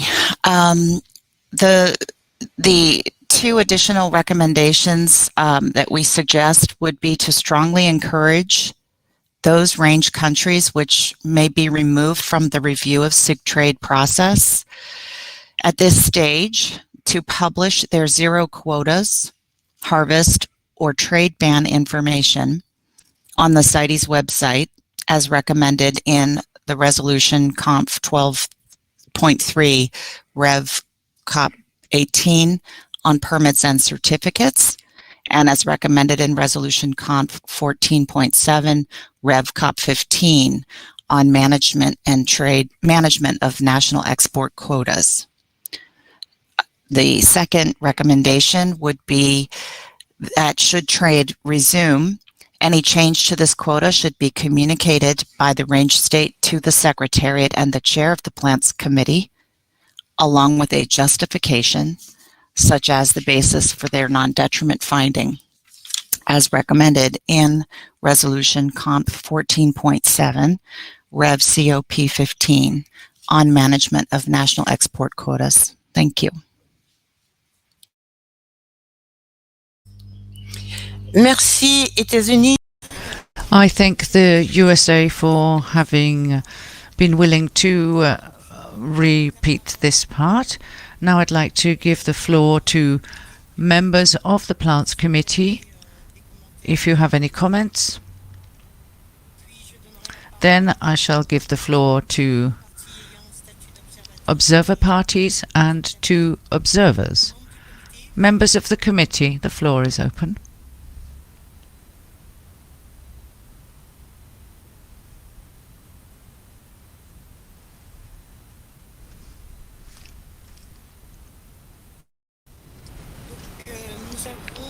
So we have a request from the representative of the North America region. Rosemary, you have the floor.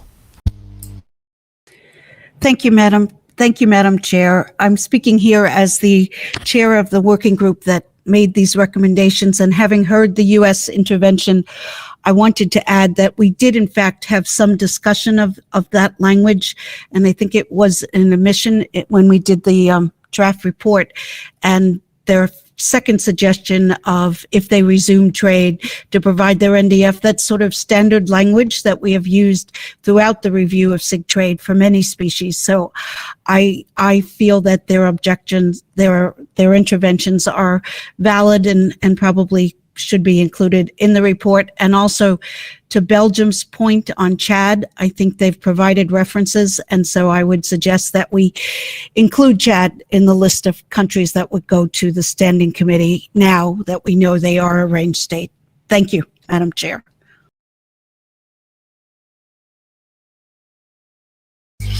Merci, Madame la Présidente. I'd like to thank the chair of the working group for their clarification. The request for the floor is the floor is open.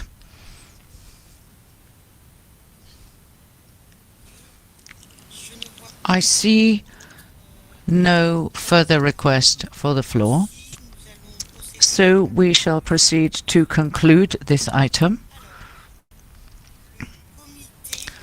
So the Plants Committee adopts the recommendations contained in the document PC25-8 as modified by Belgium. In addition, the committee agrees that they will encourage range states listed as less concerned to publish their zero quotas as well as information on harvest and trade bans on the CITES website as recommended in resolution Conf 12.3 Rev Cop 18, permits and certificates, and as recommended in resolution Conf 14.7 Rev Cop 15, management of export quotas established on a national level. And to recommend, should trade recommends, all modifications of this quota should be communicated by the range state to the Secretariat and the chair of the Plants Committee with a justification for this modification, such as the basis for their non-detriment finding as recommended in resolution Conf 14.7 Rev Cop 15, management of export quotas established on a national level. So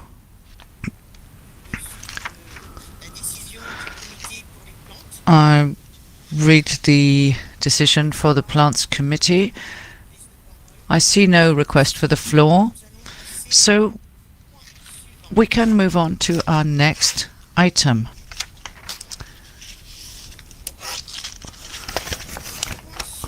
The next item is on document PC25-9, which is on trade in medicinal and aromatic plant species.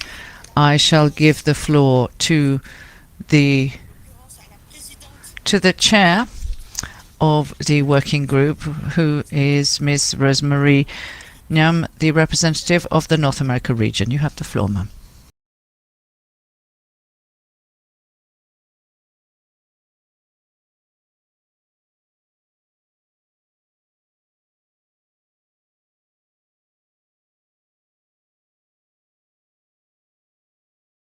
Group report is published in COM document PC25-9.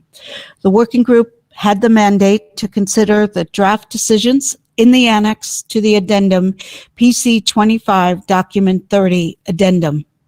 There were three PC members, 12 parties, and 7 observers who participated in the working group.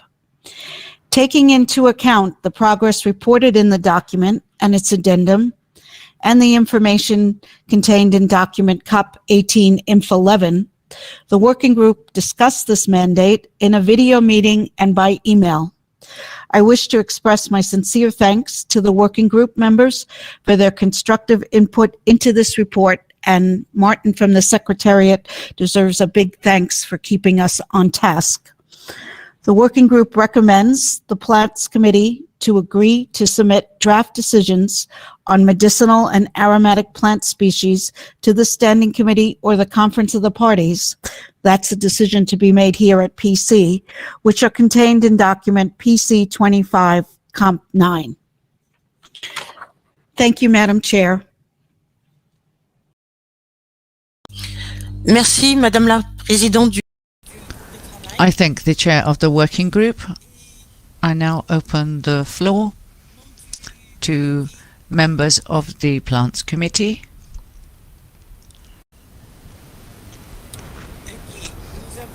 So we have a request from the Asia region representative. The floor is yours, the alternate representative.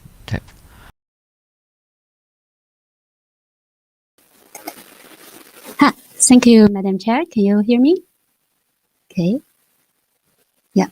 Good morning, good afternoon, and good evening. I thank the chair of the working group for leading the discussions. The revised sentences provided by the U.S. and the traffic at the working group meeting expand the PC's work on medicinal and aromatic plants and reflect the current need for sustainable use and the trade of wild species of plants. I generally support the outcomes and the result of the cooperation of the working group members and the Secretariat.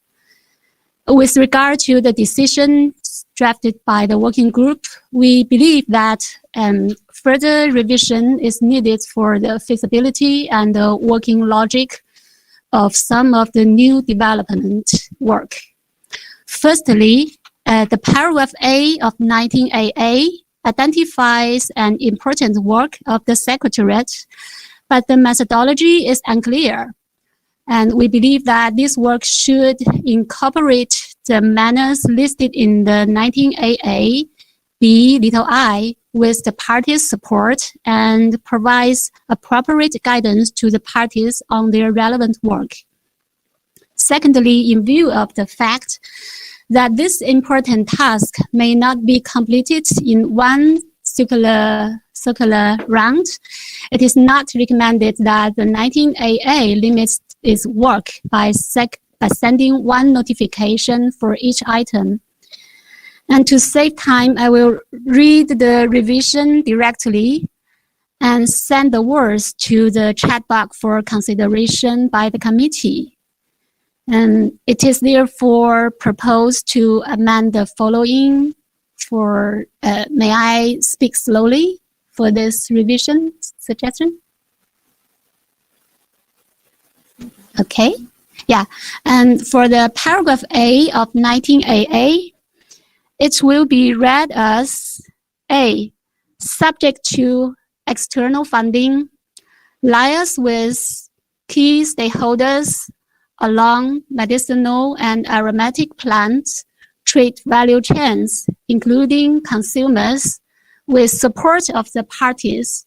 2, develop informational materials for raising awareness of CITES regulations for the medicinal and aromatic plants, industry stakeholders, and consumers. And paragraph B of 19AA will be read as B, to invite parties to (i) support the Secretariat for its implementation on 19AA A and consider and provide feedback on the use of relevant informational materials, and the rest words in the previous version are deleted. In fact, they were moved to the paragraph A of 19AA. And paragraph B of 19AA will be read as, the paragraph D of 19AA will be read as D, subject to external findings,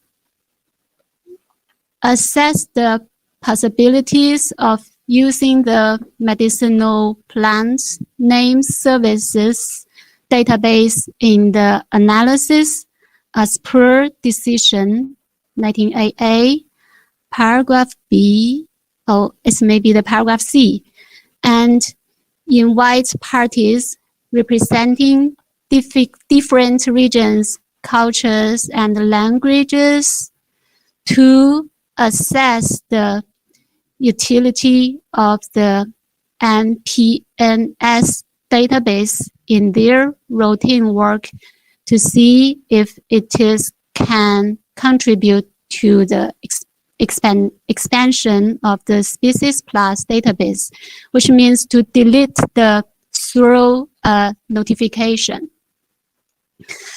For the part of directed to parties, the paragraph A of 19BB will be read as 19BB.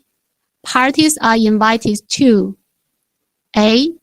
Support the Secretariat for its implementation on 19AA, little a, and consider and provide feedback on the use of relevant informational materials.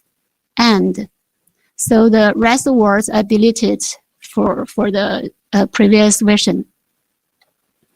And for the part of directed to the Plants Committee, the paragraph A of 19CC will be read as 19CC.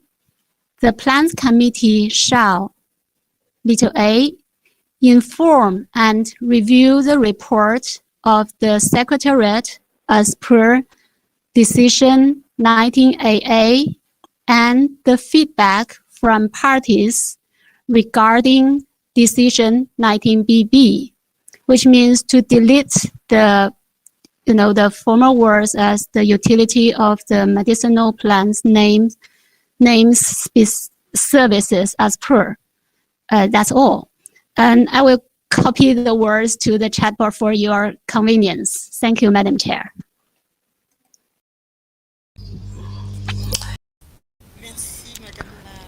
I thank the representative of Asia. Yes, if it is in the chat, it will be easier. I must admit I found it difficult to note everything down. Maybe the Secretariat was able to follow the amendments. Appreciate if China could post the text of the amendments in the chat box, but just listening to the intervention from China, they seem to be assisting and strengthening the suite of decisions. So at first they seem interesting additions, but so we haven't really seen the amendments fully. D'accord. Merci, Secrétariat, pour cette analyse. Thank you, Secretariat, for your rapid assessment. I see that there is a request for the floor from the Chair of the Working Group. You have the floor.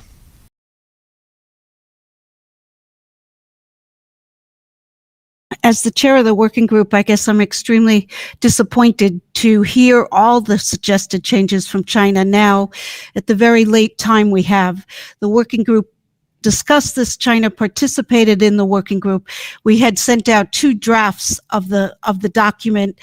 To me, some of this may strengthen it, but also there really isn't time for the other parties and working group members here to really look at these extensive changes. My recommendation would be to, if there's a few minor things we can fix, to fix them here, but then this will be discussed again if the Plants Committee refers it to either the Standing Committee or the COP, and those changes could be done there in a working group where everyone has quiet time to deliberative and look at this text, because this isn't just changing one decision, it is changing the suite of decisions.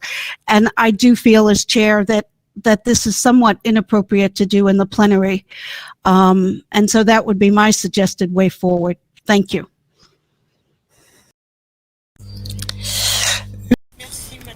Thank you. I thank the chair. I take note. Perhaps you could confirm if the proposals that we have heard have been put into the chat? Yes. So that provides time for the various participants to familiarize themselves with it. And in the meantime, I'll give the floor to Mexico, then the United States. Mexico, you have the floor.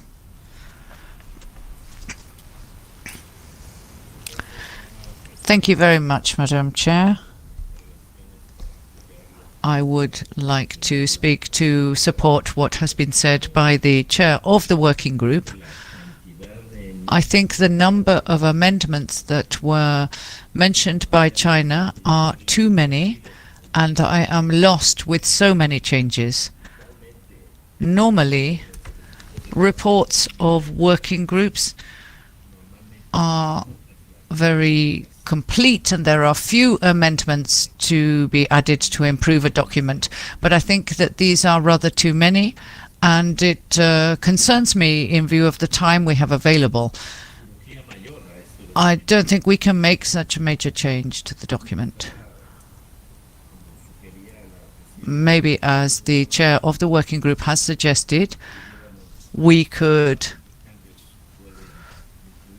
see what changes could be included in parallel while we're examining other documents, and just maybe look at a few very specific amendments to be included now. But it is a little surprising to see such a radical set of changes when they were part of the working group. Thank you.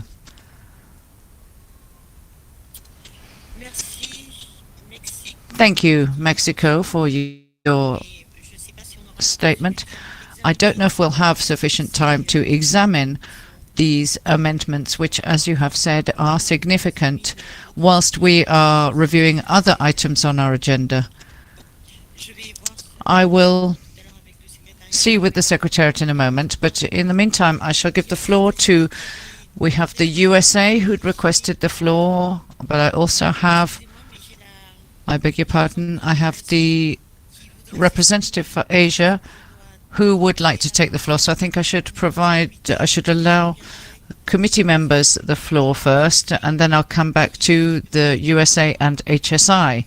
So the representative of the Asia region, the alternate, you have heard the comments and from the working group chair and from Mexico.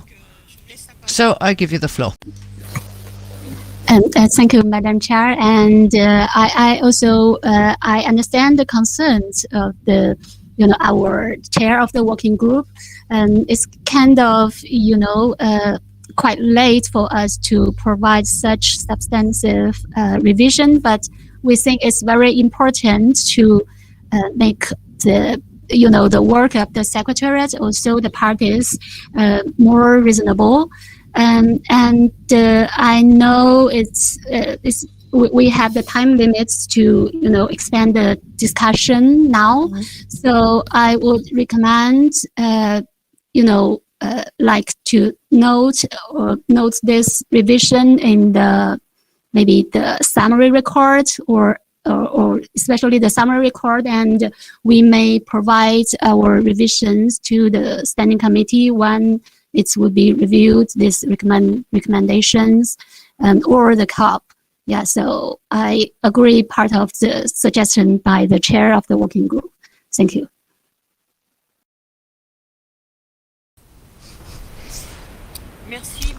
Thank you to the representative from the Asia region. I thank you for having accepted the recommendations of the chair of the working group. This will allow us to progress, and if we can leave these decisions for the COP, we can submit them, the draft decisions, to the COP. So now I shall give the floor to HSI before we conclude.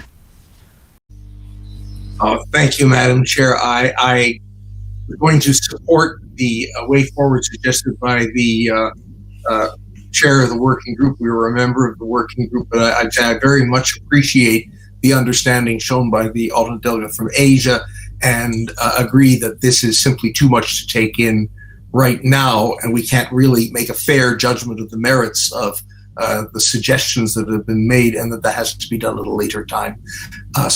And also we'd like the advice of the Secretariat as to whether this really will have the effect supported. So thank you very much.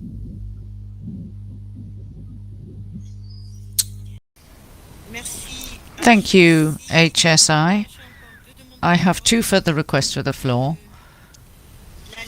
from Germany and the USA. Secretariat, will you reply first to HSI and then I take the two parties for further clarification? I can't hear you. So you give the floor to the parties and the observers first, and we can come perhaps to some conclusion and help you with forming conclusion. Thank you.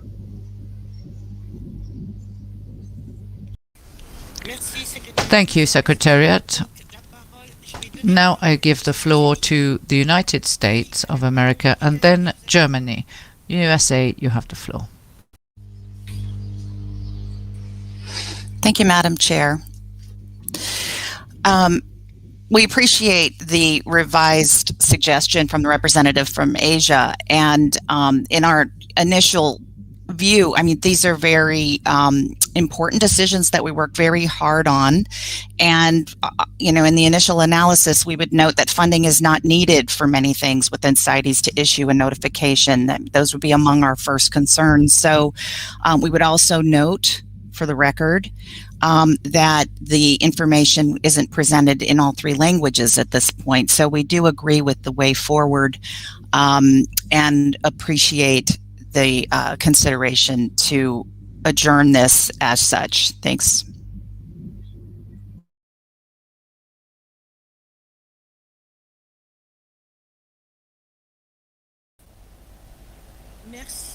Thank you. I would now thank you, the United States. I would now like to give the floor to Germany. You have the floor.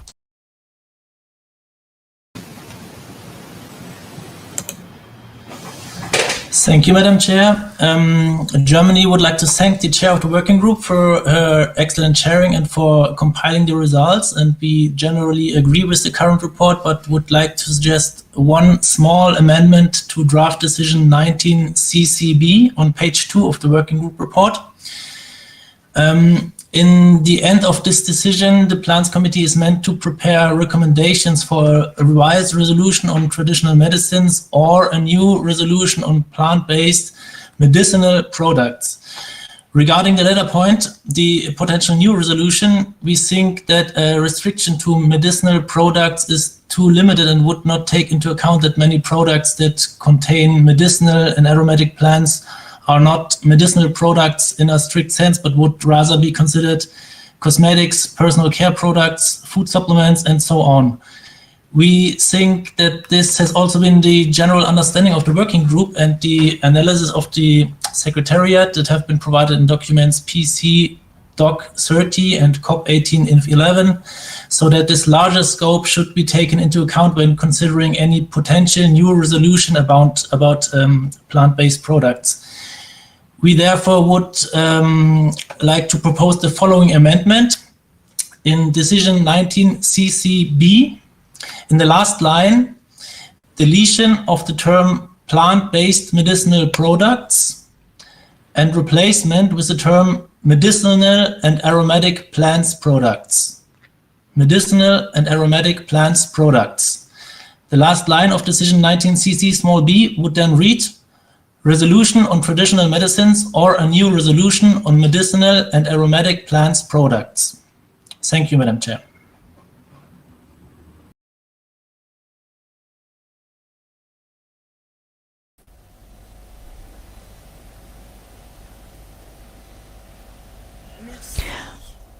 I would like to thank Germany for that statement, and I will now give the floor to the Secretariat. Then we will conclude on this item. That we heard, like you, that there was resistance to consider Chinese comprehensive inputs to revise the decisions. We also heard that the representative of Asia suggested that China's text, which it posted on the chat box, could be incorporated in the summary record. so it would not be forgotten and could actually be reflected upon before these decisions are taken further to COP19, if we understand correctly. And that seems an interesting way forward, not to lose actually the input that China gave, but have them reflected in the summary record rather than in the trying to fiddle or change the decisions comprehensively as now. As we heard, that would require quite a bit of reflection. And then there is also the amendment from Germany to consider that we just heard. Thank you.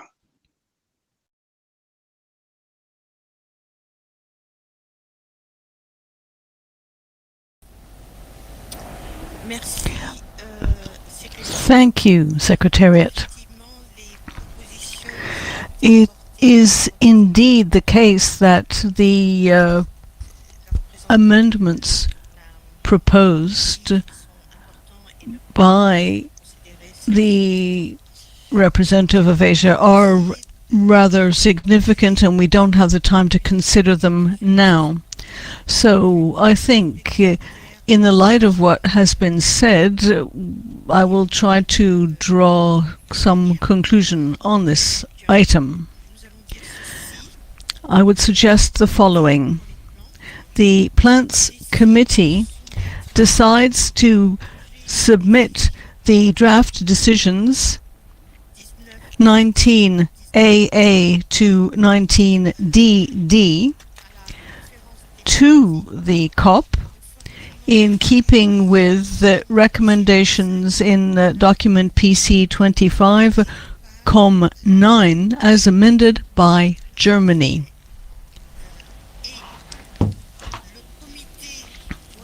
The Plants Committee invites China to present their amendments to COP19.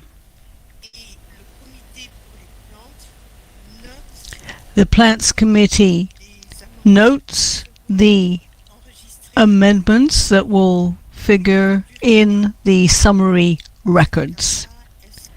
Could I ask the Secretariat if I have properly conveyed the feeling of the plenary? Chair, that there are two things that the Plants Committee agreed upon. First, you agree on the four decisions that are in PC 25.9 with the amendment made by Germany. And secondly, that you encourage the Secretariat to reflect the amendments proposed by China in the summary record of this meeting.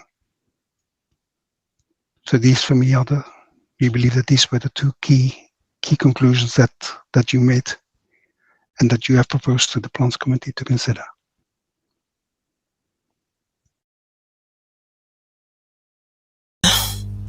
Merci, Thank you, Secretariat. Mexico has requested the floor. You have the floor.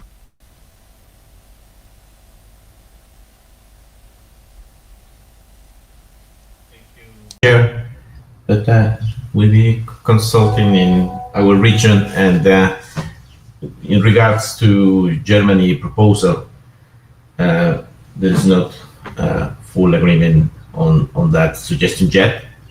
So our suggestion is to keep the original language on decisions and to be sent for COP for consideration, so then we can have more time to consider both China's suggestions and Germany's suggestions, but to send the document as it is. Thank you.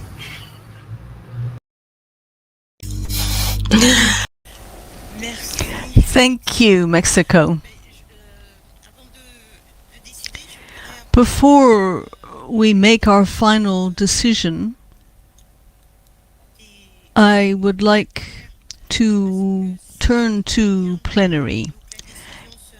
As I understand it, the suggestion is that the committee decides to submit the draft decisions 19AA to 19DD to COP19 in keeping with the recommendations of PC 25.9 without any amendment.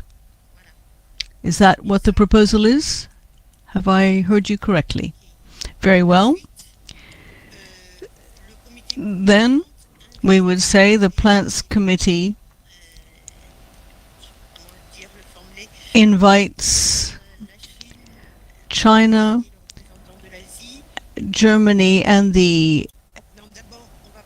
or rather, says the chair, the Plants Committee notes the amendments proposed to the plenary, and then the Plants Committee will invite those who proposed amendments to submit them to the COP. Could I ask if this is the right language for the conclusion? Yes, absolutely, madam, says Tom.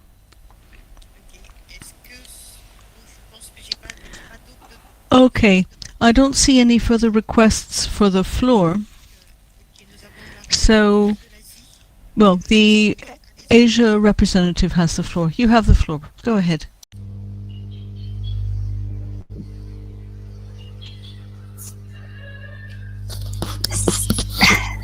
Thank you, Madam Chair, for the floor. And may I just echo the conclusion suggested by the Secretariat that the revised suggestion will incorporate in the summary record of the Plants Committee meeting, which means everyone will not attend this plenary will see our recommendation. Thank you, Chair.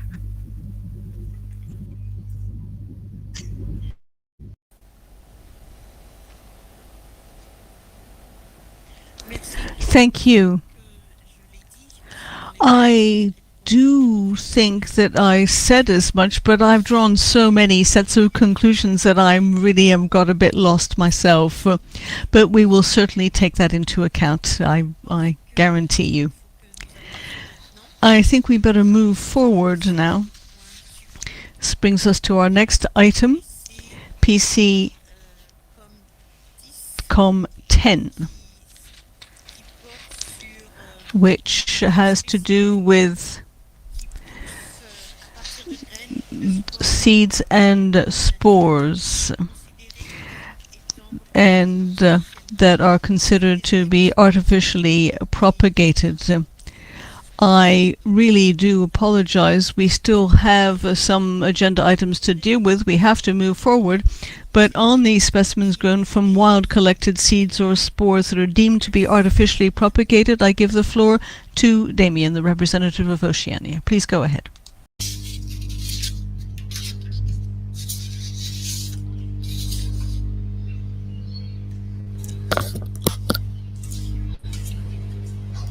Thank you, Madam Chair. The working group report is published in COM document PC 25-COM10 in line with its mandate. The in-session working group reviewed the implementation and considered possible amendments to paragraph 4 of Resolution Conf 11.11 Rev COP 18.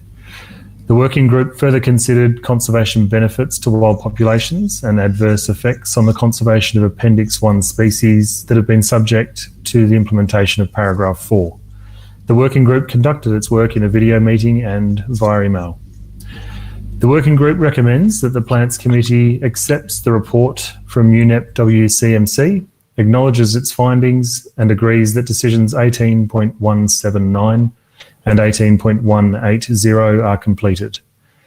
The working group recommends that the Plants Committee notes information contained in paragraphs B to D and F of document PC 25-COM10, including that there is a limited number of examples from parties of the implementation of paragraph 4 of Resolution Conf 11.11 Rev COP 18, that amendments to paragraph 4 at this stage are not necessary, but that any future revisions to Resolution Conf 11.11 Rev COP 18 should include a review of paragraph 4 as well as potential revisions to Resolution Conf 9.19 Rev Cop 15 on registration of nurseries that artificially propagate specimens of Appendix 1 plant species for export purposes, and that the Secretariat has agreed to include annotations to nurseries registered on the CITES website to identify those registered nurseries that implement paragraph 4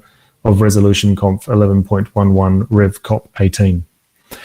Lastly, the working group also recommends that the Plants Committee encourage parties to submit case studies and examples of NDFs on the use of the exception in paragraph 4 of Resolution Conf 11.11 Rev Cop 18, and to report on best practice examples on implementation of paragraph 4 to meetings of the Plants Committee for the formulation of future guidance. Thank you, Madam Chair.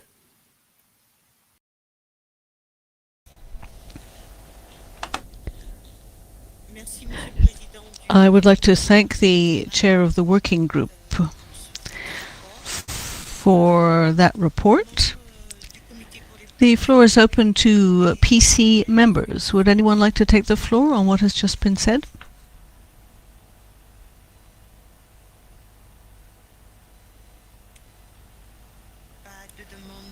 I see no requests for the floor. Observer parties now. The floor is open.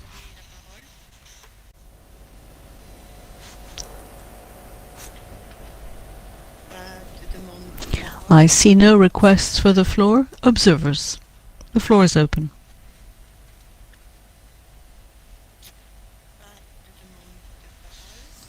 I see no request for the floor.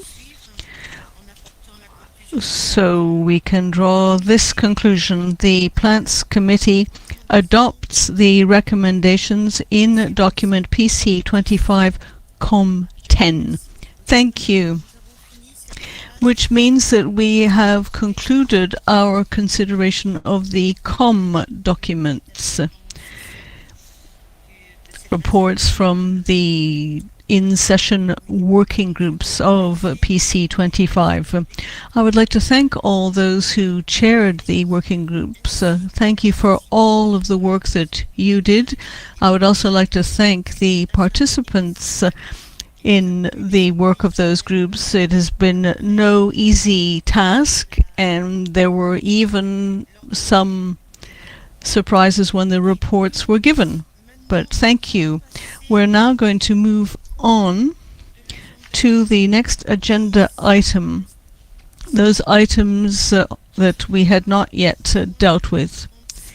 First of all, agenda item 36 on annotation 15, decision 18321, and this item will be introduced by the Secretariat. You have the floor.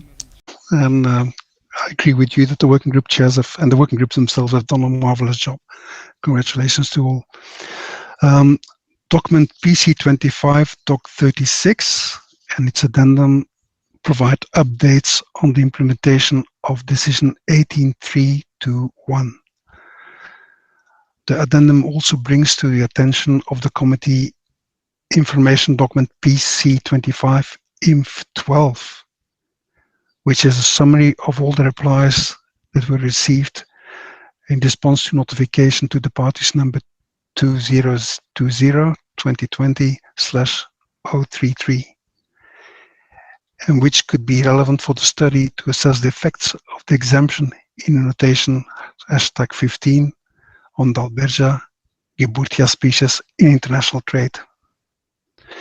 Madam Chair, I would like to highlight paragraph 6 of the addendum of this document, bring that to the attention of the Plants Committee, because it invites the Plants Committee to take note of the document and the progress reported, and also note that it is the Secretariat's intention to report to the Standing Committee that an extension of the mandates in decision 18321 and 18322 until COP20 seems justified, and we will bring this forward to the attention and we request this to the Standing Committee. Thank you, Madam Chair.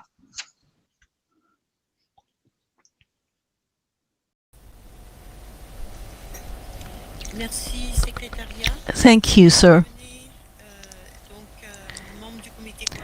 So,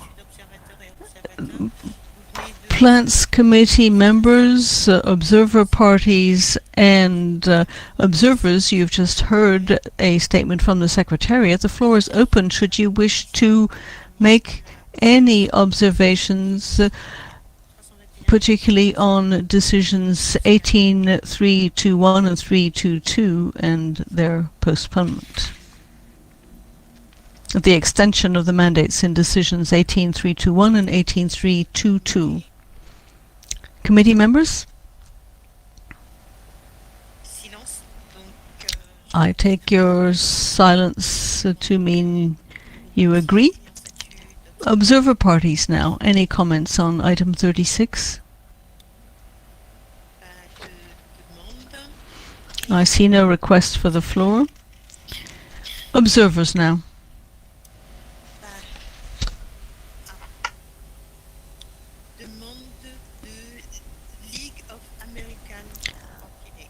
I give the floor to the League of American Orchidea. You have the floor.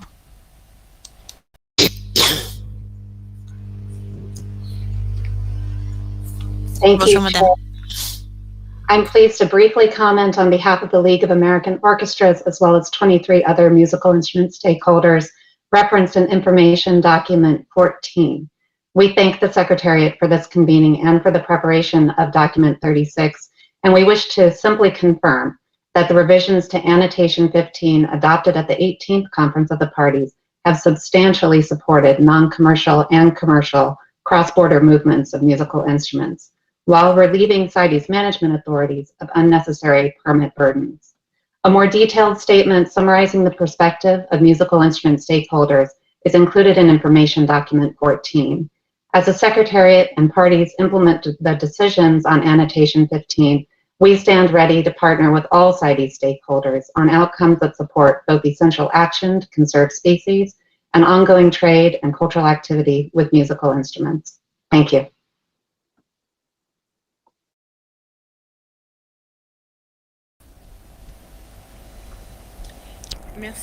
I would like to thank you for that statement. The Secretariat will have taken note of your proposal. I don't see any further requests for the floor. The Plants Committee agrees to the proposed extension of decisions 18.321 and 18.322 until COP20. Thank you. We will now move on to our next agenda item, neotropical tree species. And I'm going to give the floor to the representative of Central and South America and the Caribbean. You have the floor to introduce agenda item 29, please.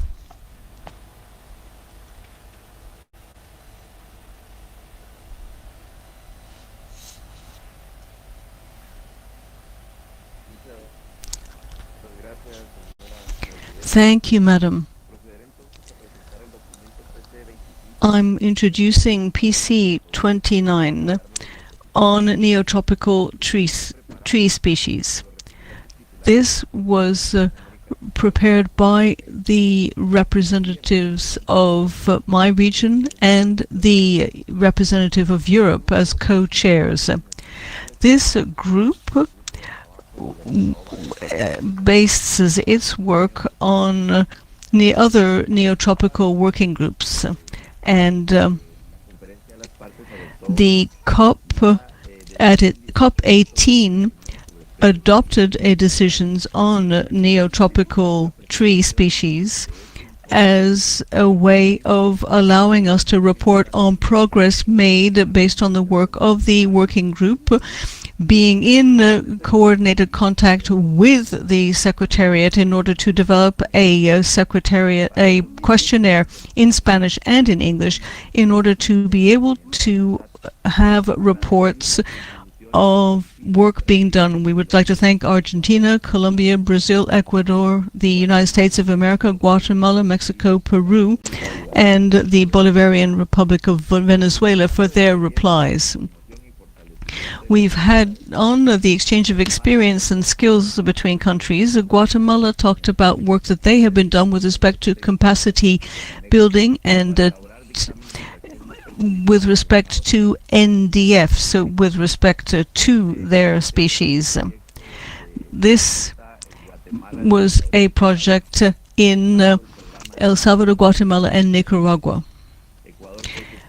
Ecuador informed us that they are working with the integrated Amazon project in the interest of ensuring that officials have the benefit of capacity building.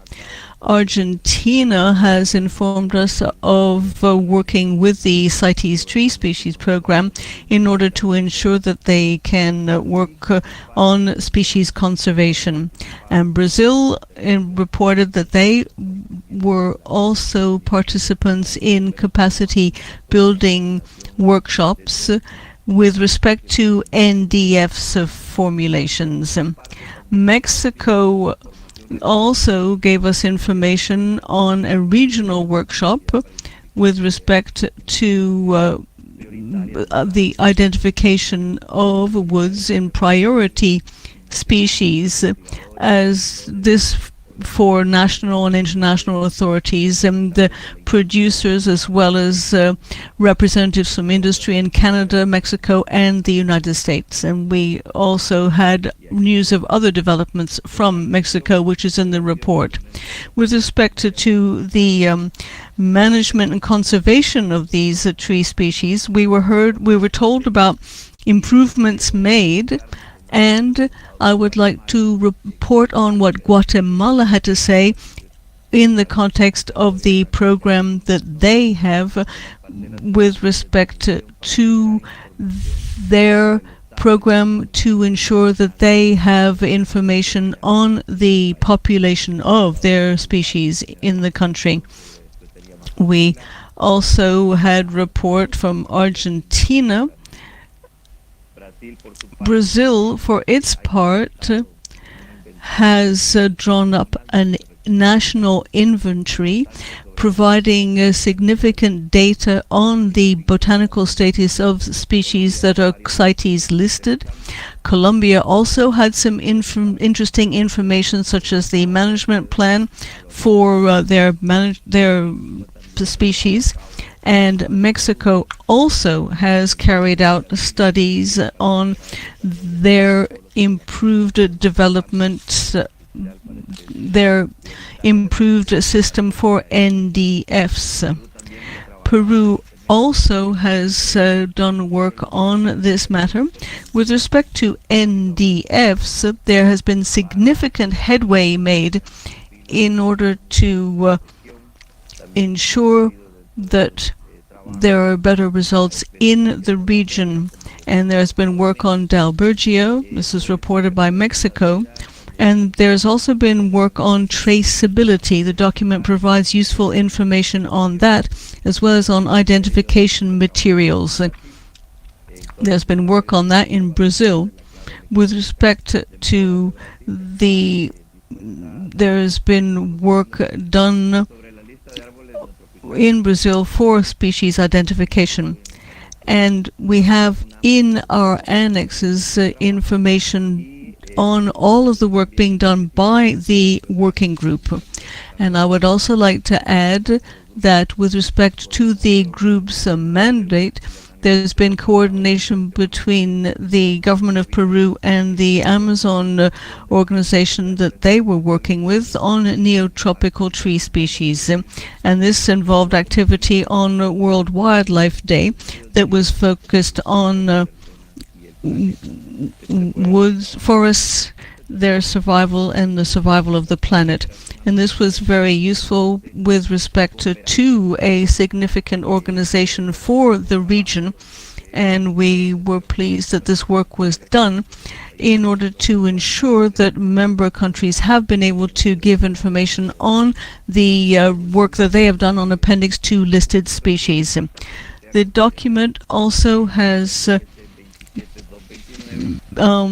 PC Doc 29 and its addenda is before the committee for its consideration. This to give you information on headway made under our decision 1829, and we hope that you will be able to agree our recommendation that we reestablish the intersessional neotropical tree species working group with the terms of reference indicated in Decision 18299, taken into account the recommendations in PC 29, and B, request the working, and we hope to the interpreter pointed out that the speaker is breaking up.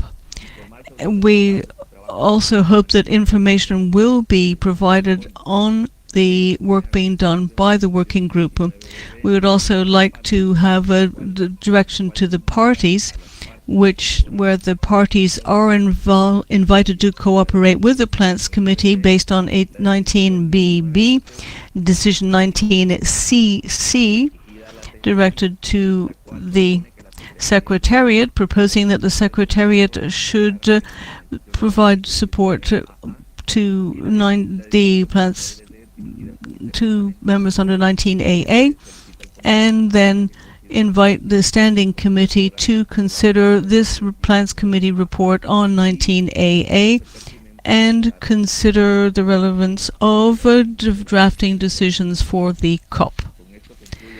This brings me to the conclusion of my report. Thank you, Madam.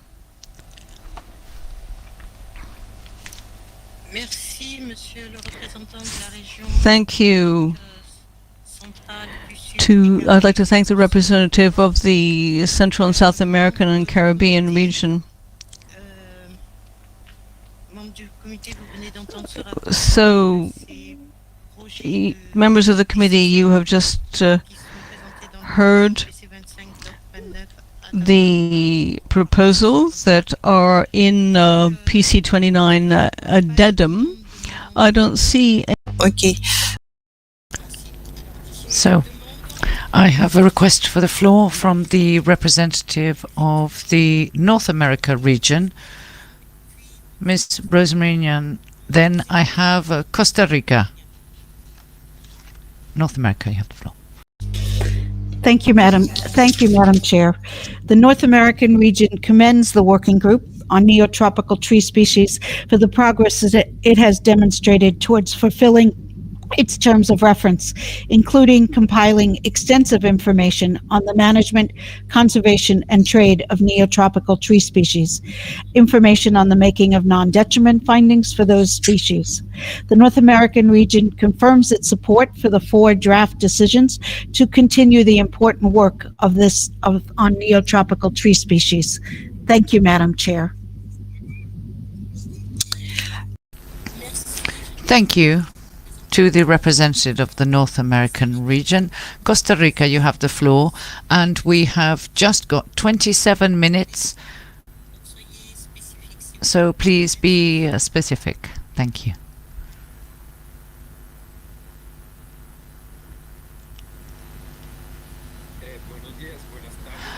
Good morning, good afternoon, good evening. Thank you, Madam Chair. We would also like to congratulate the working group for all the progress that has been made, and we'd like to congratulate them on this full report, which gives us a full overview of work on implementation. And we'd like to use this opportunity to inform the committee that Costa Rica and the Republic of Honduras are working towards presenting at the next conference of the parties an amendment proposal for Appendix 2 for the inclusion of trees Arauia sp, which bring about IP wood, We will be looking at the official consultations with all the countries, range states.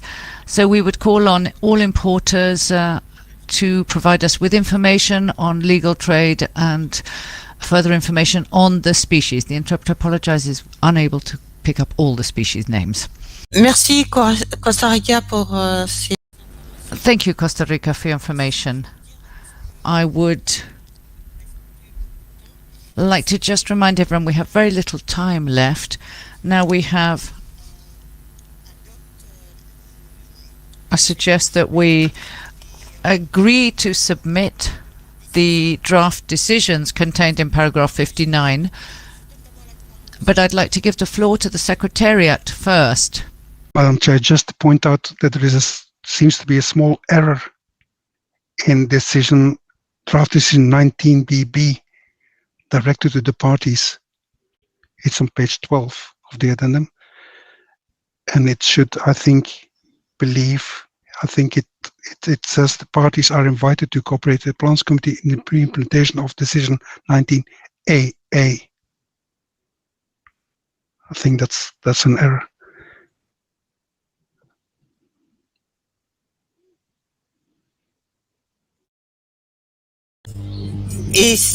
Merci Secrétariat. Cette erreur serait corrigée. Thank you, Secretariat. So this error will be corrected. In the executive summary, but it's to be sure that everybody understands what the Plants Committee exactly agreed upon.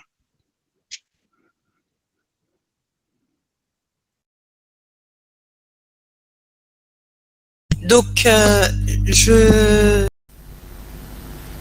So, I propose that we conclude on this item, and I present the proposal. Argentina, if you wish to speak on this proposal. The Plants Committee shall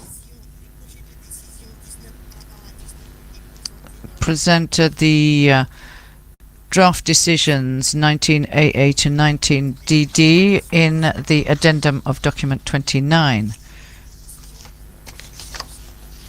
with the modifications and amendments from the Secretariat. Thank you, Argentina, for having withdrawn your request for the floor. Now we will rapidly move on to the next item, which is item 39, which we will look at the periodic review of species included in appendices 1 and 2 on decision resolution conf 14.8 Rev Cop 17, the periodic review of Ariocarpus retusus and periodic review of Ceratozamia hildi. I give the floor to Mexico.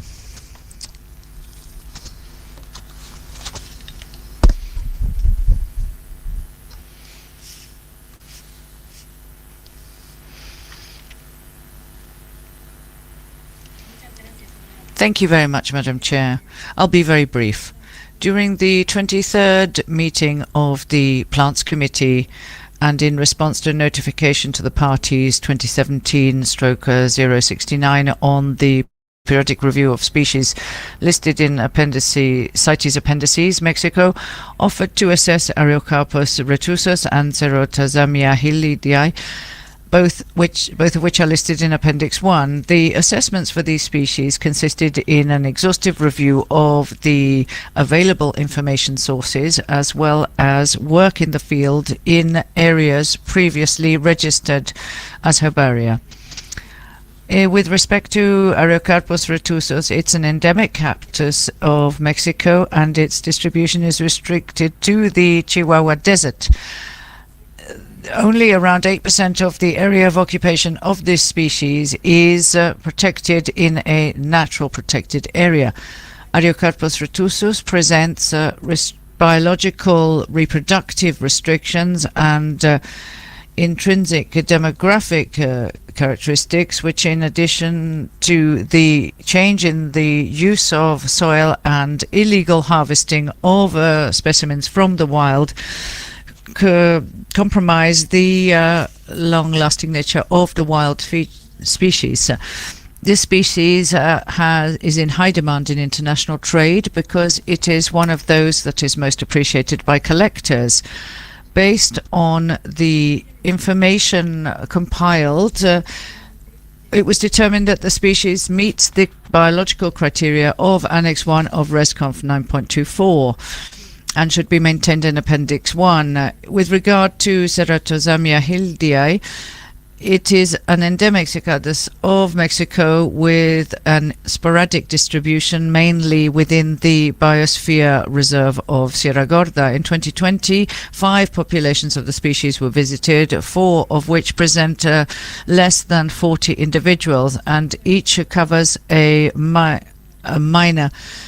surface of less than a hectare. The population structure reflects that there is a few recruitment of plants. One of the main threats is the reduction of habitat through the change of soil use, and the biological, reproductive and demographic restrictions mean that it is justified to maintain them within Appendix 1 of CITES. Thank you. I thank Mexico for this presentation. So, Plants Committee members, we invite you to accept the recommendations to retain both species listed in Appendix 1.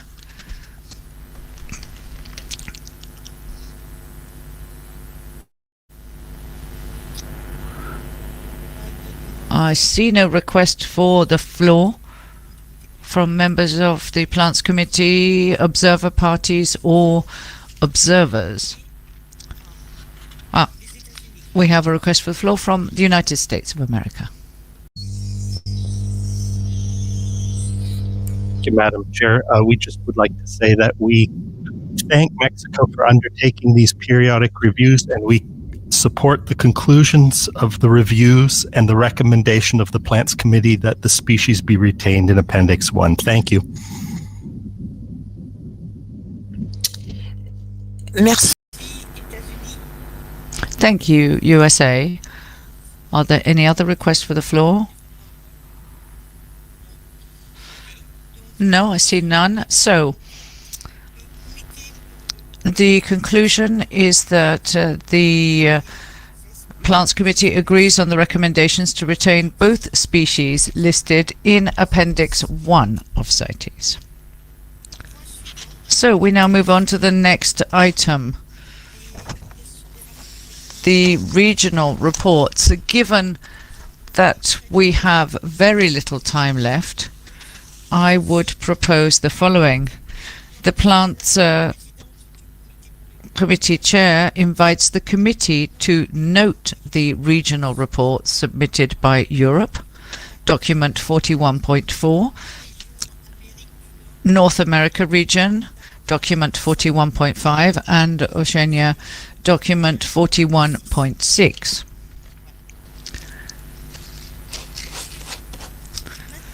Now, item 42, which covers any other business. Are there any questions or points to raise which have not been covered during our meeting of PC 25?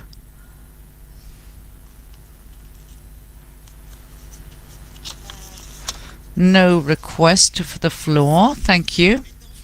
Now I would like to turn to the Secretariat for the big question. When and where will the 26th meeting of the Plants Committee take place? You have the floor, Secretariat. Chair, we have no idea. At the moment, it is very difficult to say when exactly the Plants Committee can meet again. We hope that it will be in 2023,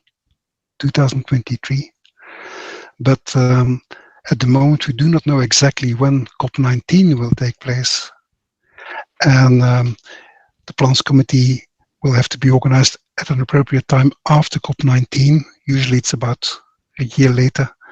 And so we hope that will be somewhere in 2023, but we do know exactly in what month, what period we would be able to organize PC 26. So please look at our website. We will certainly announce it as soon as we have more information. Thank you. Merci, Secrétariat.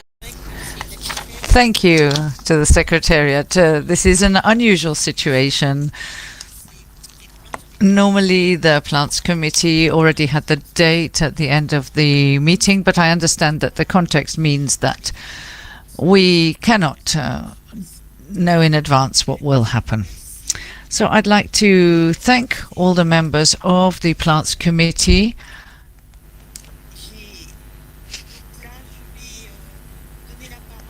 So now I'd like to give the floor to the Secretary General of CITES to hear her closing remarks. Merci, Madame la Présidente. Merci, Madame la Présidente. Madam Chair, members of the Plants Committee, distinguished delegates and participants, dear colleagues. I think Tom is saying, here we go again. Some of you were probably present earlier in the Animals Committee. So those of you who were not present, be prepared for some emotions. Congratulations on the successful first online meetings of the Plants Committee. The circumstances in which we have had to organize this meeting are truly historical. The successful achievement of the shared goals for this meeting during these difficult times is the strongest indicator of your dedication to the convention and commitment to ensure that international trade of wild plants does not threaten their survival. We started PC 25 on the 2nd of June with an ambitious agenda, and we have accomplished it, you have accomplished it, under the excellent leadership of Flor Comba Pambo, who has really had a baptism of fire chairing her first Plants Committee meeting online. Thank you, Flor, for your excellent chairing. It has really been a pleasure to work with you over the last 2 years since COP18 and in the run-up to PC 25. Your chairing has made you a pioneer in CITES in more than one way, for which you should feel very proud. Our first Francophone PC chair representing the African region in leading our first online meeting. To the committee members, parties, and non-party observers who attended the meetings, over the last plenary sessions, you have discussed and provided scientific and technical recommendations to strengthen the sustainability pillar of the convention from a species-specific perspective.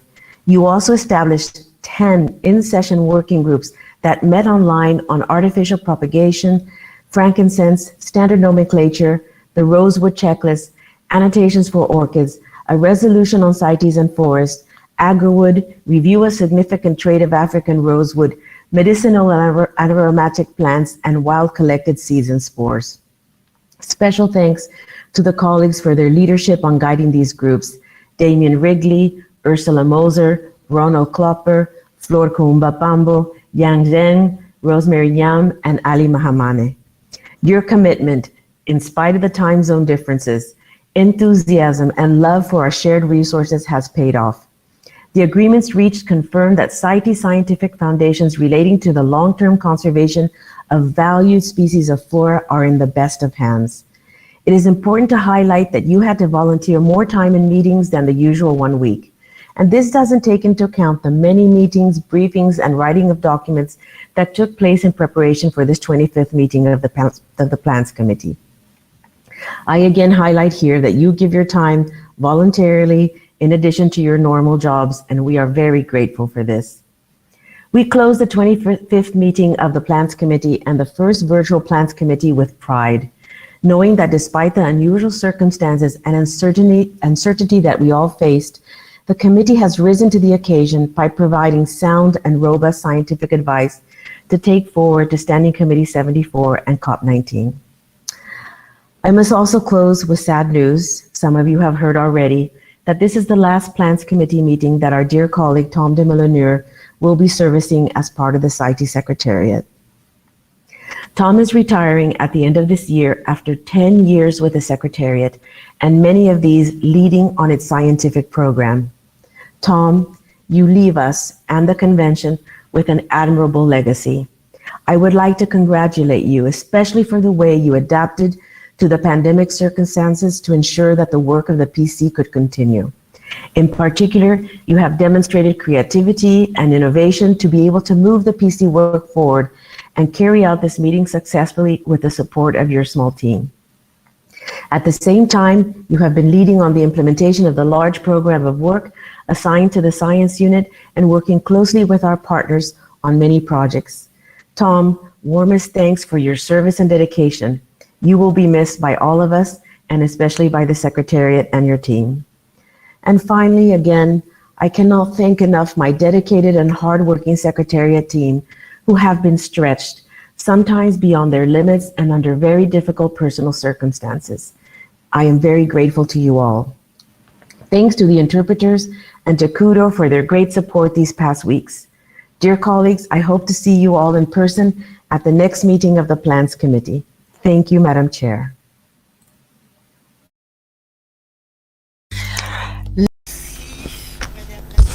I thank you, Secretary General, for your words. It's very difficult to speak after such a wonderful statement, in particular when we think with emotion of Tom.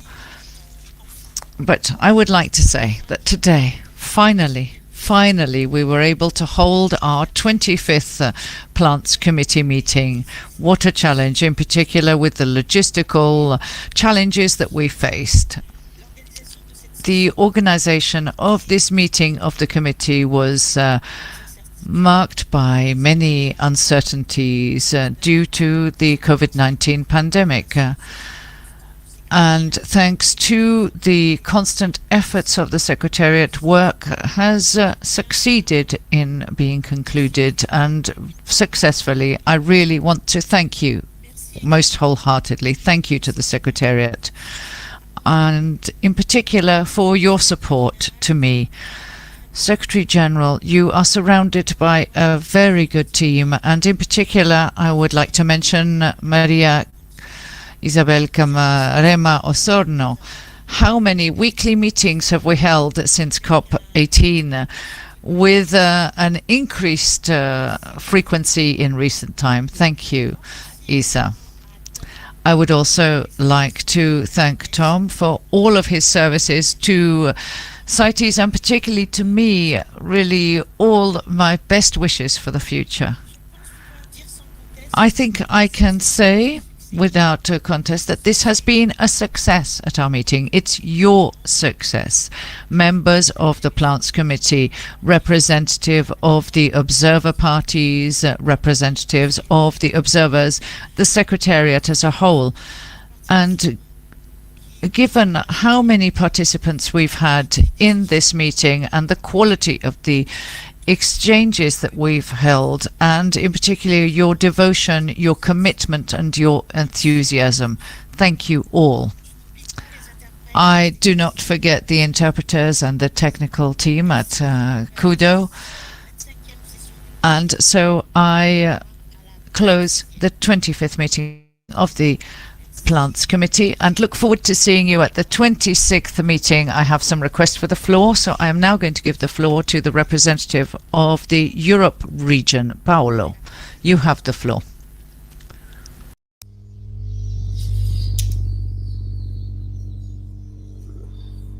Merci, Madame la Présidente. Madam Chair. First of all, I'd like to congratulate you on the very good managing of this committee meeting. And as you said, it was going to be difficult, but you've really done extremely well. So I congratulate you. To all, thank you to the Secretariat for this excellent meeting. Well, it's not the same like being together in a meeting room, but it went very well. And well, finally, thank you Tom, it has been a pleasure to work with you all this time, and I believe we'll meet again for sure. And the next meeting of the Plants Committee, I won't be a regional representative, but I'll be here, so I'll keep in touch with all of you. And thank you for all the excellent moments we have been working together. Thank you again, Flora. Thank you, Secretariat. Thank you, all colleagues and the technicians. And well, see you again. Au revoir. Hasta la vista. Thank you. Bye-bye. Merci, Paolo. Thank you, Paolo. I now give the floor to Rosemary Nyam, who is my CITES mentor. Rosemary, you have the floor. Region, I want to thank you for your excellent chairmanship of this meeting. I know it was difficult at times, but thank you so much, and express our thanks to the Secretariat. On a personal note, I am so proud of you. Flora, you have done your region so proud, and I have been pleased to work with you these years. You have been one of my biggest friendships and accomplishments in CITES, and that's where the legacy lives on. And to Tom, I say the same thing. Thank you for all your hard work on a personal note, and for all the people that you have mentored through the years. So thank you.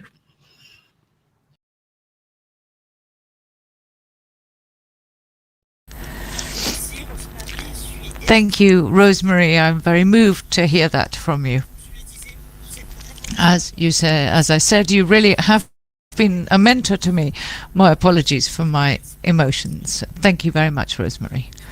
Now I would like to give the floor to the representative of the Africa region, Adi Maman.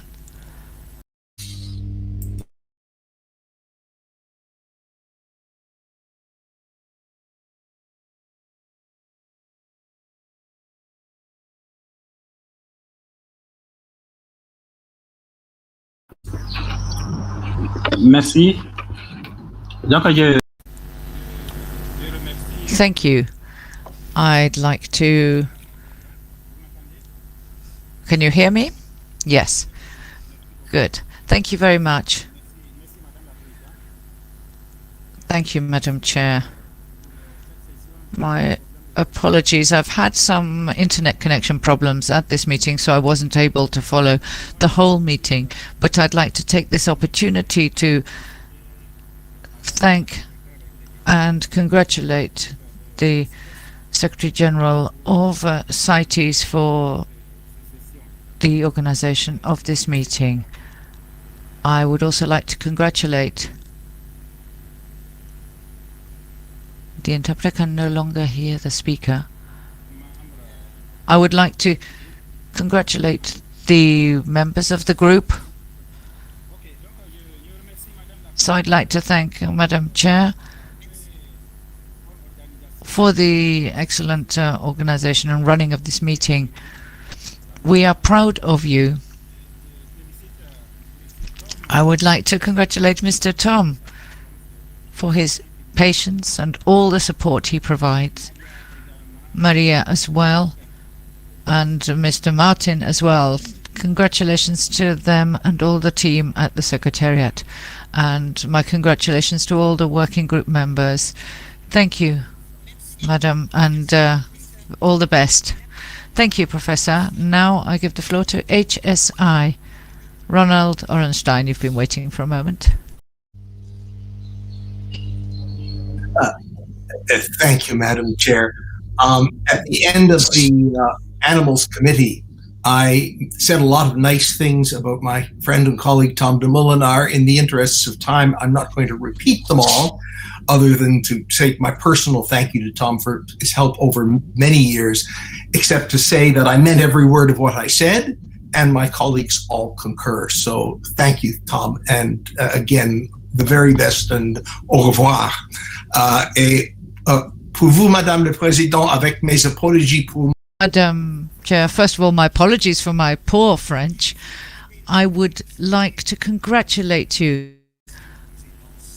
on your excellent chairmanship. Despite the technological challenges, and I can to say this because I have family in South Africa and many friends throughout Africa. To have a chair from Africa and from Francophone Africa is extremely pleasing to me and to my colleagues. So thank you. And I really am looking forward to be able to work with you in person. Thank you, and see you soon. Thank you, Ronald. That will take place at the 26th meeting. I have IWMC. I'm going to just take a few more minutes of the interpreter's time.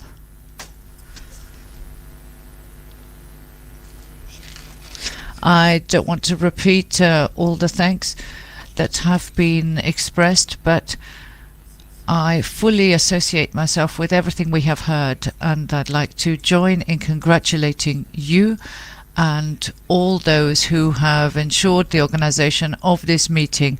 For me, it's the first of this type of meeting. I've participated in many before, and I note with pleasure that your name is associated with the function, the first time in the history of CITES. I wasn't able to speak earlier to speak to Tom as a former colleague and as a former member of the Secretariat. I would like to wish him, I'm first of all astonished that such a young man has got to retirement age, but I would like to wish him welcome to the club of CITES retirees and retirees in general. Tom, all my best wishes for your future, and I look forward to seeing you in person, even if we aren't that far from one another. We're less than 100 kilometers away, but thank you everyone. See you soon in Geneva and in person. Thank you. Thank you, Jacques. I have 4 requests for the floor. I'm going to give the floor to WWF and then China, Fabiola, and then Chiga. Thank you.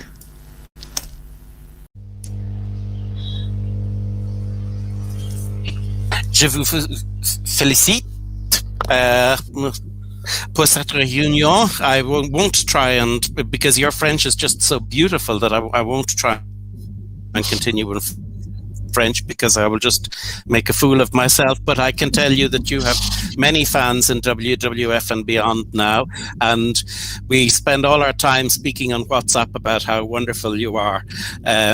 You manage to combine poise and gravitas with a warm smile that puts everybody at their ease. Of course, I'd like to thank all of the Secretariat. Since one of them used to work for me, I know how hard they all work at these meetings.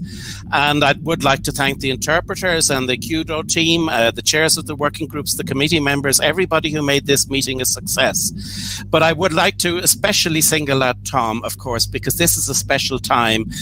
Tom was present as an invitee at the first meeting of the EU Scientific Review Group, which I chaired in early 2002. And since then, he's been a constant in CITES. Other people have come and gone from the Secretariat, but Tom has always been there, always approachable, always generous with his time. And I don't think there's any word that could sum him up better than the word gentleman. So, Tom, we will miss you, but you'll be glad to know that we're very, very close age-wise. So, like Jacques, we will, before too long, we'll all be retirees, and then we'll be able to relax and have a beer together. So in the meantime, best of luck, and I hope I get to see you when I'm back in Europe. Thank you.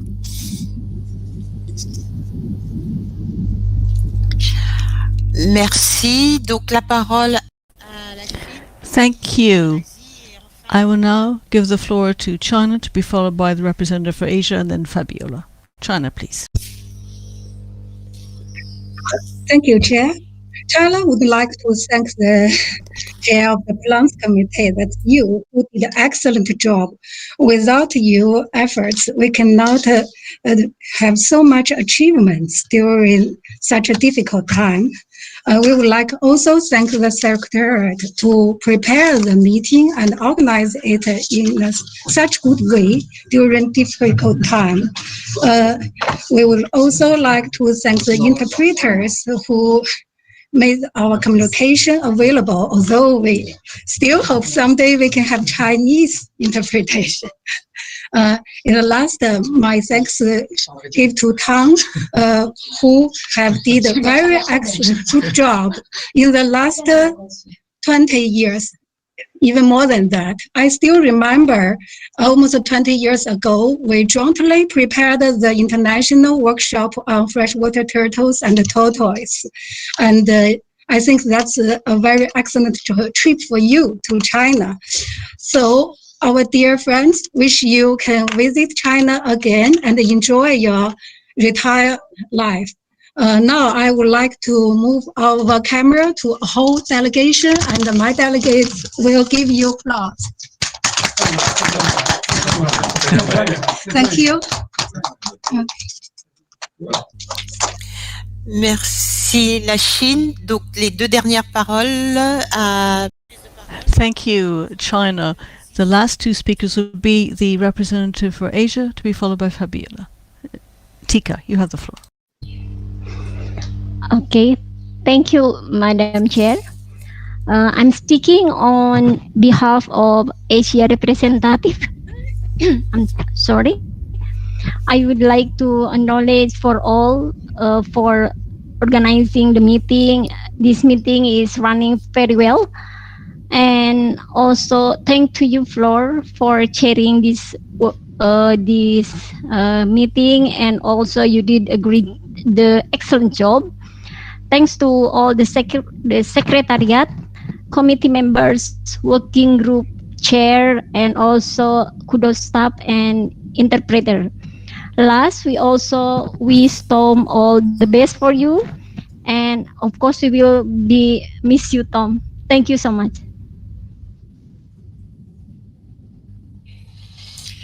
Merci la représentante. I would like to thank the representative for Asia. Fabiola, you have the last word.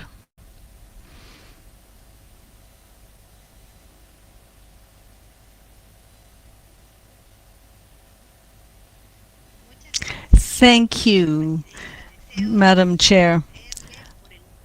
I would like to thank you for all of the work that you have done. Flora, you've done a brilliant job. I would also like to thank the Secretariat for all of the work that they have done. It has been quite something organizing these virtual meetings. And I would like to now turn to Tom and wish you all the very best in this next stage of your life. And I would like to thank you for all the help that you have given me throughout my work on CITES issues. And this is thanks not just from me, but from the region and the representative for Central and South America and the Caribbean. Thank you very much.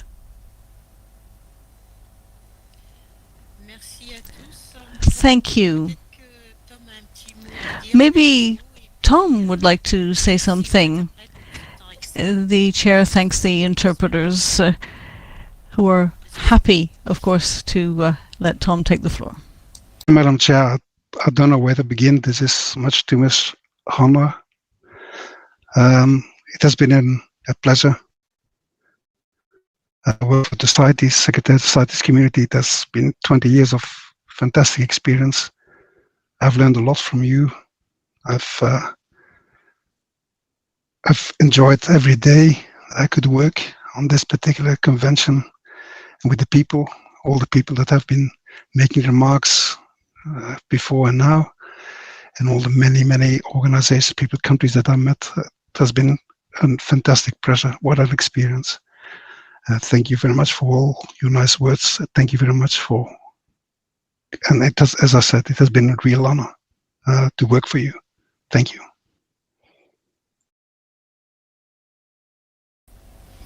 Merci, Tom. Thank you, Tom.